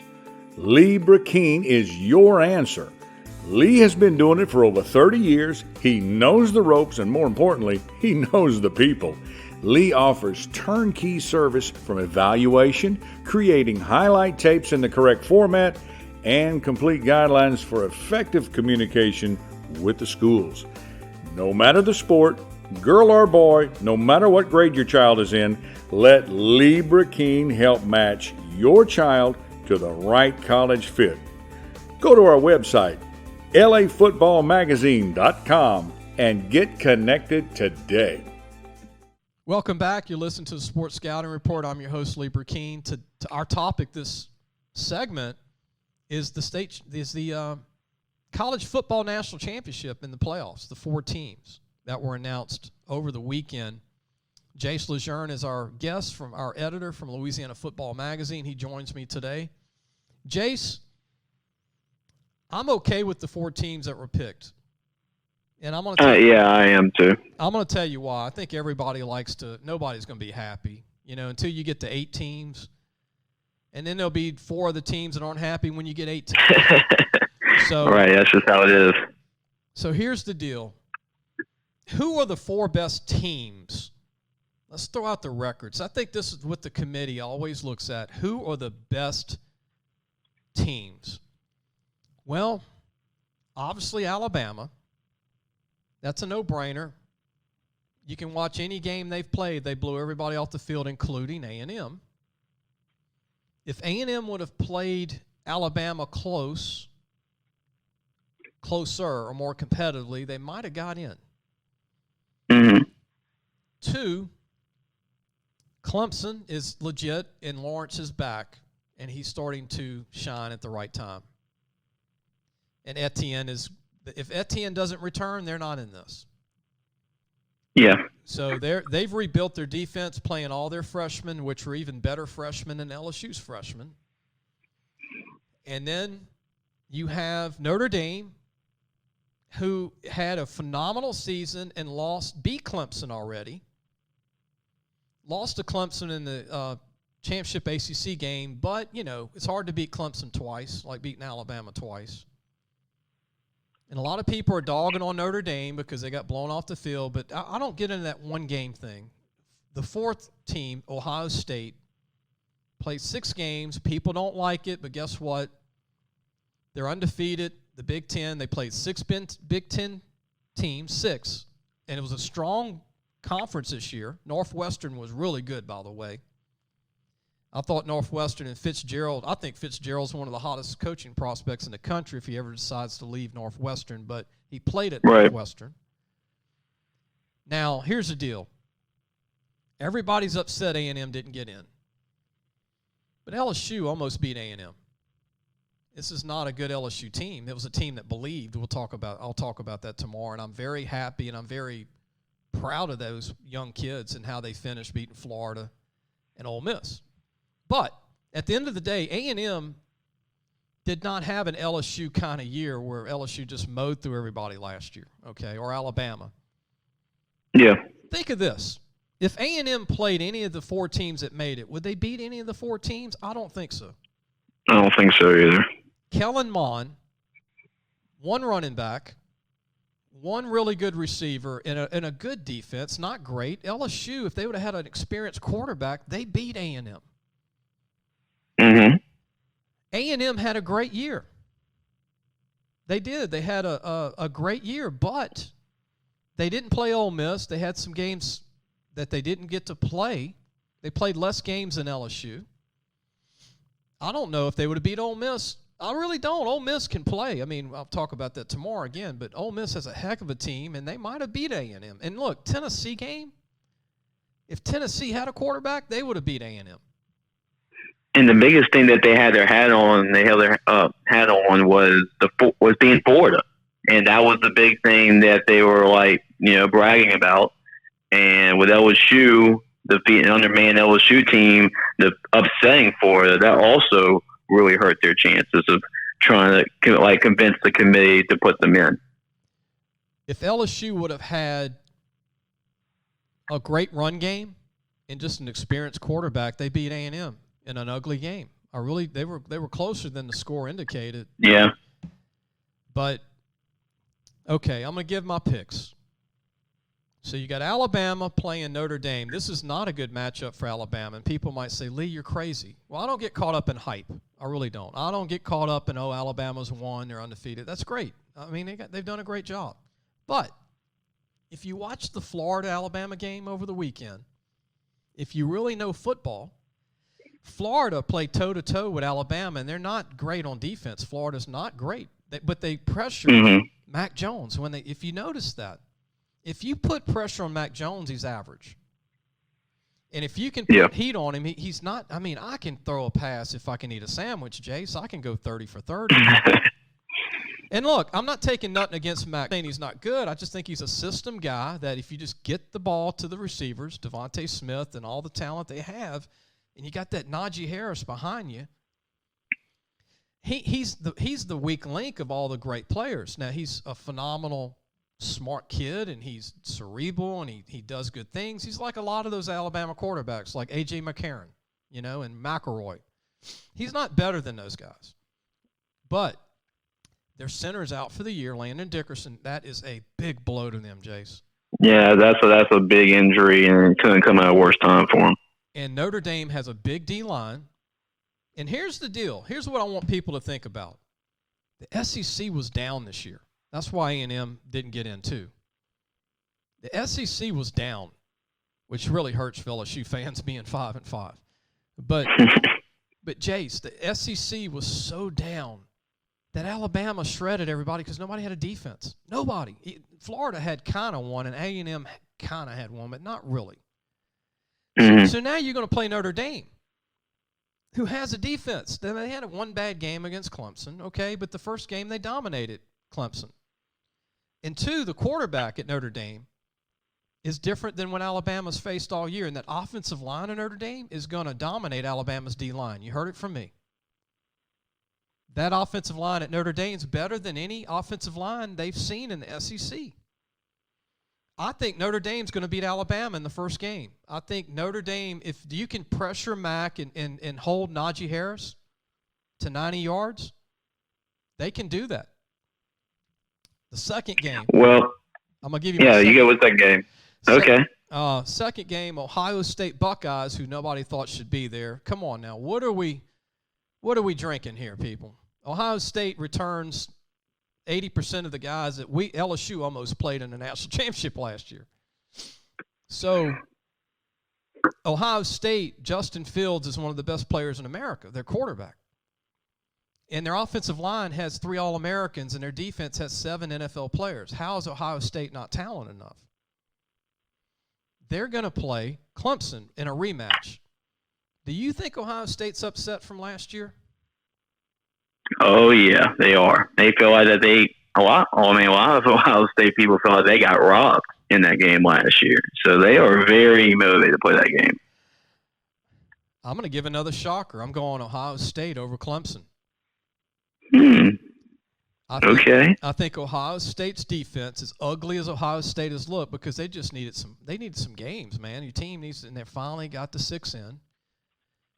They're injury-free. Ohio State's the best defense that they have faced this year. They're a little bit better than Notre Dame on defense. So I'm going to go Ohio State. I think Justin Fields is going to have a great game. I think they're angry. Let's just say it. They're pissed off. They're angry. I'm going Notre Dame, Ohio State, national championship. I'm taking Notre Dame. And I'm not a Notre Dame fan. You know that. Right. But I'm going with Notre Dame winning it all. I'm probably the only person in the state of Louisiana taking these 2 teams to win. But I don't get caught in the hype. I don't get caught in the rankings. I look at football. I look at the trenches. I look at people's offense, D-line, their quarterback. And I think Notre Dame is mad that they have been short on the stick twice in the playoffs. And this senior quarterback is Houdini, Jace, for Notre Dame. Yeah, Ian Book is really underrated. He is really good. But anybody that thinks Alabama's going to blow this Notre Dame team off the field just because they look bad in one game against Clemson, they dominated the whole season. They beat Clemson really pretty good the first time. But what do you think? Give me your picks of your 2 games and then who you think is your winner. Oh, this is perfect because I can disagree with you for both. So this actually works out. Yeah, looking at I'm not focused on the blowout loss to Clemson because really Clemson needed that game way more, knowing that Notre Dame won the first game and with Trevor Lawrence back and when Clemson got a lot of their defensive players back, I just thought that Clemson was going to win the second game anyway. So it's not too surprising they lost. I was a little surprised they weren't a little bit more competitive, but the committee got it right. I mean, those were the 4 best teams.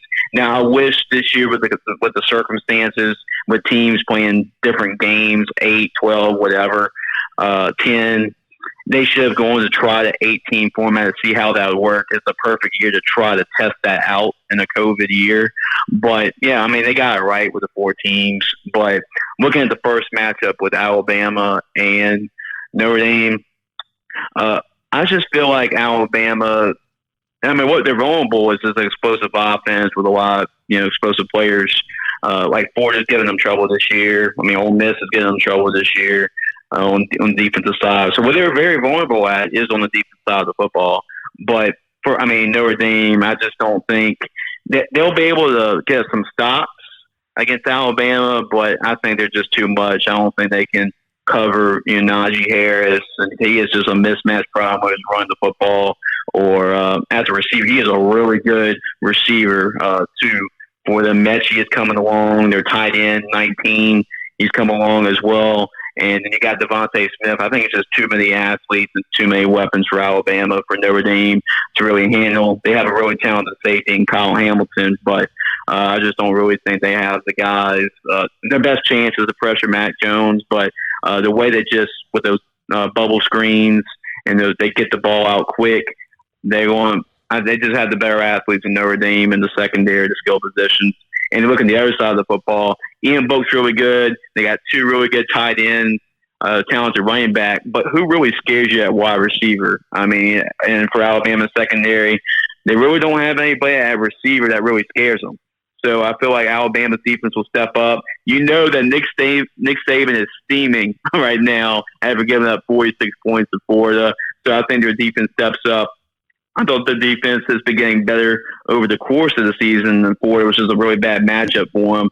But I have Alabama winning this game. I think their offense is going to be too much, and their defense will make some stops. And I think they'll win by a couple of touchdowns. I just think that I don't think Notre Dame has enough pieces around Buck that really scares Alabama. And I think Clemson really shown that too, that fault. And there's just not really many guys that can really scare you as much as Alabama scares Notre Dame on that side of the football. So I have Alabama going to the national championship.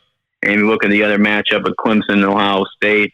I think the big key here, Lee, is Olave coming back for Ohio State, the receiver, because they really missed him against Northwestern. Trey Sermon had himself a good game, rushing for over 300 yards for Ohio State, but they haven't put a complete game yet. I mean, I think that was another argument with Ohio State. They haven't complete a complete game so far, but I think it's just inevitable. I mean, I think Alabama and Clemson are the best two teams all year. And no matter who the four you got in, I think 1 and 2 are just really above 3 and 4. So I have Alabama and Clemson winning their respective games and going to the national championship. Everybody wants to see Alabama play Trevor Lawrence and Clemson. I think Ohio State will make it a more competitive game than the other game, but I still have Clemson and Ohio State. Clemson and Alabama. You're 1 and 2 going to the national championship as everybody pretty much expected this year. Well, make a pick. Oh, and then that game you have Alabama. So I think they've been the best team all year. I think they've looked the best, and it's going to be a very competitive game. But I have Alabama. I think their offense is going to be too much for Clemson to handle as well. It's going to be a high-scoring game, too, like a 38-31 type football game. But I like Alabama's offense. There is no room for error when you're playing that offense. Like for Notre Dame to pull off an upset and for Clemson to get that victory, too, for both those teams to win, in my opinion, you have to score pretty much every time you touch the football. I really don't think those two teams can. Well, here's the reason I think Alabama loses. And a lot of people don't look at this, but this is what Notre Dame does good. Notre Dame has 3 6'5" tight ends that are going to play in the NFL that have good hands. They weigh about 240, 250. One's a freshman from Kentucky. He's the best tight end in America, even better than Eric Gilbert. And they have Myers is really good. Yeah, Myers is phenomenal. What does Alabama not do well on defense? They don't guard tight ends very well at linebacker. Moses is not good in pass coverage. Mm-hmm. So I really believe that Coach Kelly is going to exploit what they do strong, and that's throw to the tight end. And they have big receivers that are 6'4", 6'5". They got a bunch of those big guys. Even their wideouts are 6'4", 6'5", 215. So it's more of a muscle game, Jace, than a big play offense, like you said, and what we've seen. But that's why I'm basing the upset on Notre Dame beating Bama because, and the second thing is, Landon Dickerson being 6'5", 320 was the heart and soul of that O-line with Alex Leatherwood. And with him being out, they have to reshuffle their O-line, which is going to create a hole there where he was dominant. Now Notre Dame has their dominant nose guard. They're very good in the inside.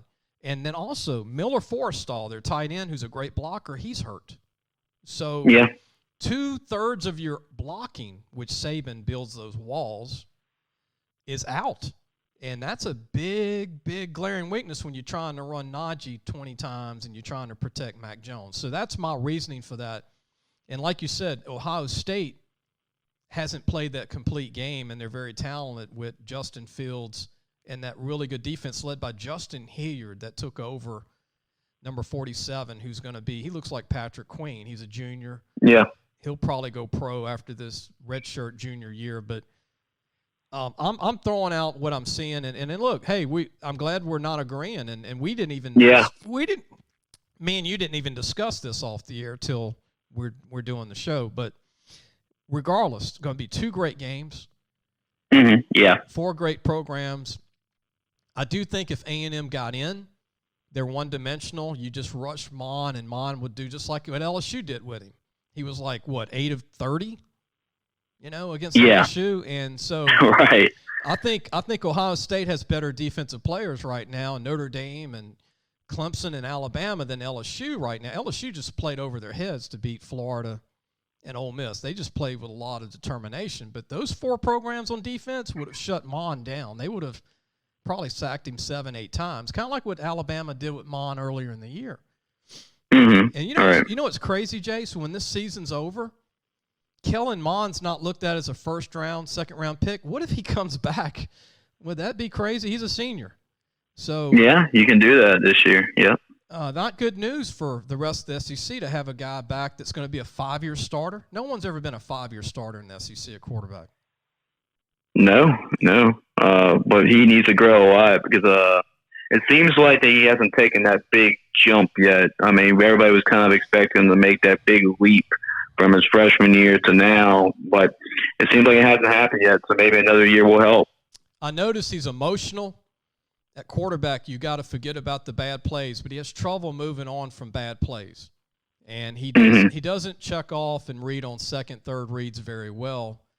I don't think he's ever been a great passer. I think he is a great competitor, and I think he's tough, but I just don't think he's a great passer, and he's just not a guy that can just make those great throws on a consistent basis. But the committee got it right, I think. Yeah, those are the best 4 teams by far, in my opinion. So, I mean, there was no controversy. Those were the 4 best teams. Let me tell you who they didn't want to be in, these other 3 teams. They didn't want Cincinnati to get in, meaning Clemson. You don't want to play a 9-0 Cincinnati, who's actually an SEC-type team. Cincinnati, their head coach is a former Ohio State Buckeye, who's a great coach in waiting for some big school somewhere.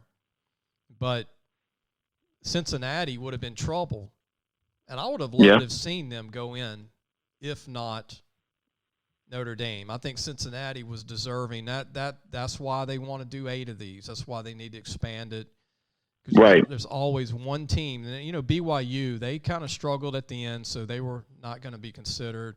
And then USC lost to Oregon, man, in the Pac-12 championship game. They were undefeated, and they lost to a bad Oregon team. So the people at USC are not happy about it. That might help LSU in recruiting, Jace, with Rajon Davis, the linebacker, because they were undefeated. Yeah. Everybody was talking about the Trojans being back, and then you lose to a 2-loss Oregon team in your championship game. Right. And you haven't been dominant all year. Like every game, I mean, you're playing Arizona. Arizona fired Kevin Sumlin, and they had to go all the way. They were losing the entire game, came back, and had to win. That's been USC the entire year. They haven't looked impressive, and Oregon just exploited that in that game. But that's why there should be an extended playoff because like 98, 99% of the teams entering the season are thinking to themselves, no matter what we do, we won't have a chance at a national championship. You look at Coastal Carolina, they're undefeated. Cincinnati is undefeated. They've done everything right, but they still won't have an opportunity at that. So I think looking at that, hopefully the committee wakes up and realizes that there need to be at least an 8-team playoff to make things more competitive. I think 8 is just the right amount number because what makes college football so special is the regular season. You can't slip up, you can't lose one game. That's what makes it very interesting. So I feel like 8 teams is the best way to do that, but at the same time, give these teams like Cincinnati or Coastal Carolina a chance to see if they can compete with the big dogs. And it's also a shame that Ohio State only played 6 games because their quarterback is not really a contender for the Heisman. And what if he wins that game? What if I'm right? And what if they shock the world and win it all, and then they say, well, man, what about this guy for Heisman? Why was it given out before this was over? So, yeah, it's going to be interesting to see how that works out. I think the Heisman should always be given out once the national championship's over. Yeah, I agree. The whole entire body of work. Yeah, let's see everybody play it out because when you watch that Florida-Alabama game, I wouldn't have gave it to anybody from that game. It was kind of a draw. Mac Jones really wasn't a big factor, If it was anybody from that game, I would say Najee Harris. I feel like he had himself a really good game. But, yeah, I mean, you don't really look at everybody and say who really stood out coming in the game, I had Devontae Smith, but Devontae Smith had himself a good game, but not Heisman type dominating game. Well, you know what they said. Lawrence might win it from Clemson because all the Alabama votes might be divided between 3 players. Right. Yeah, you're right. Devontae Smith, Najee Harris, and their quarterback, Mac Jones, might split their votes to have any of those 3 win it. And then Lawrence, I don't know. A lot of people still thought Lawrence was the guy that should have won it before Burrow had his great year last year.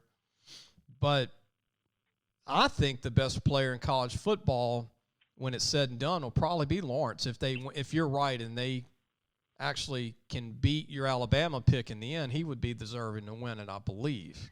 But again, yeah, it's all when it's said and done. But the Heisman's given out before the national championship game, and it is what it is. Jace, it's been. And I think what also hurt. One more thing before we leave. I think what also hurt him was not playing that first Notre Dame game, and with the COVID situation with him, that also hurt. But we'll see. Hopefully they change that rule and give it after the national championship is over, so we have a whole body of work to look at.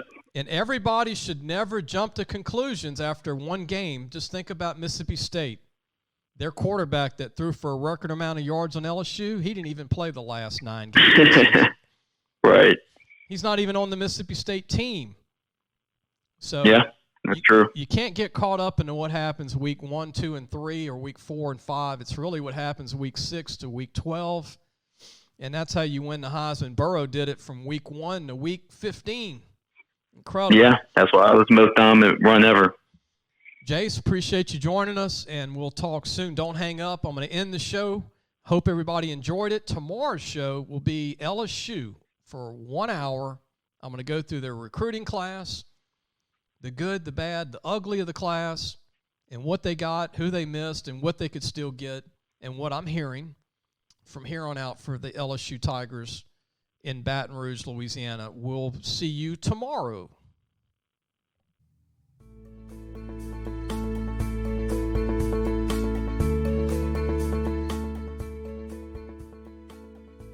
Thanks for listening to the Sports Scouting Report podcast with Lee Brecheen.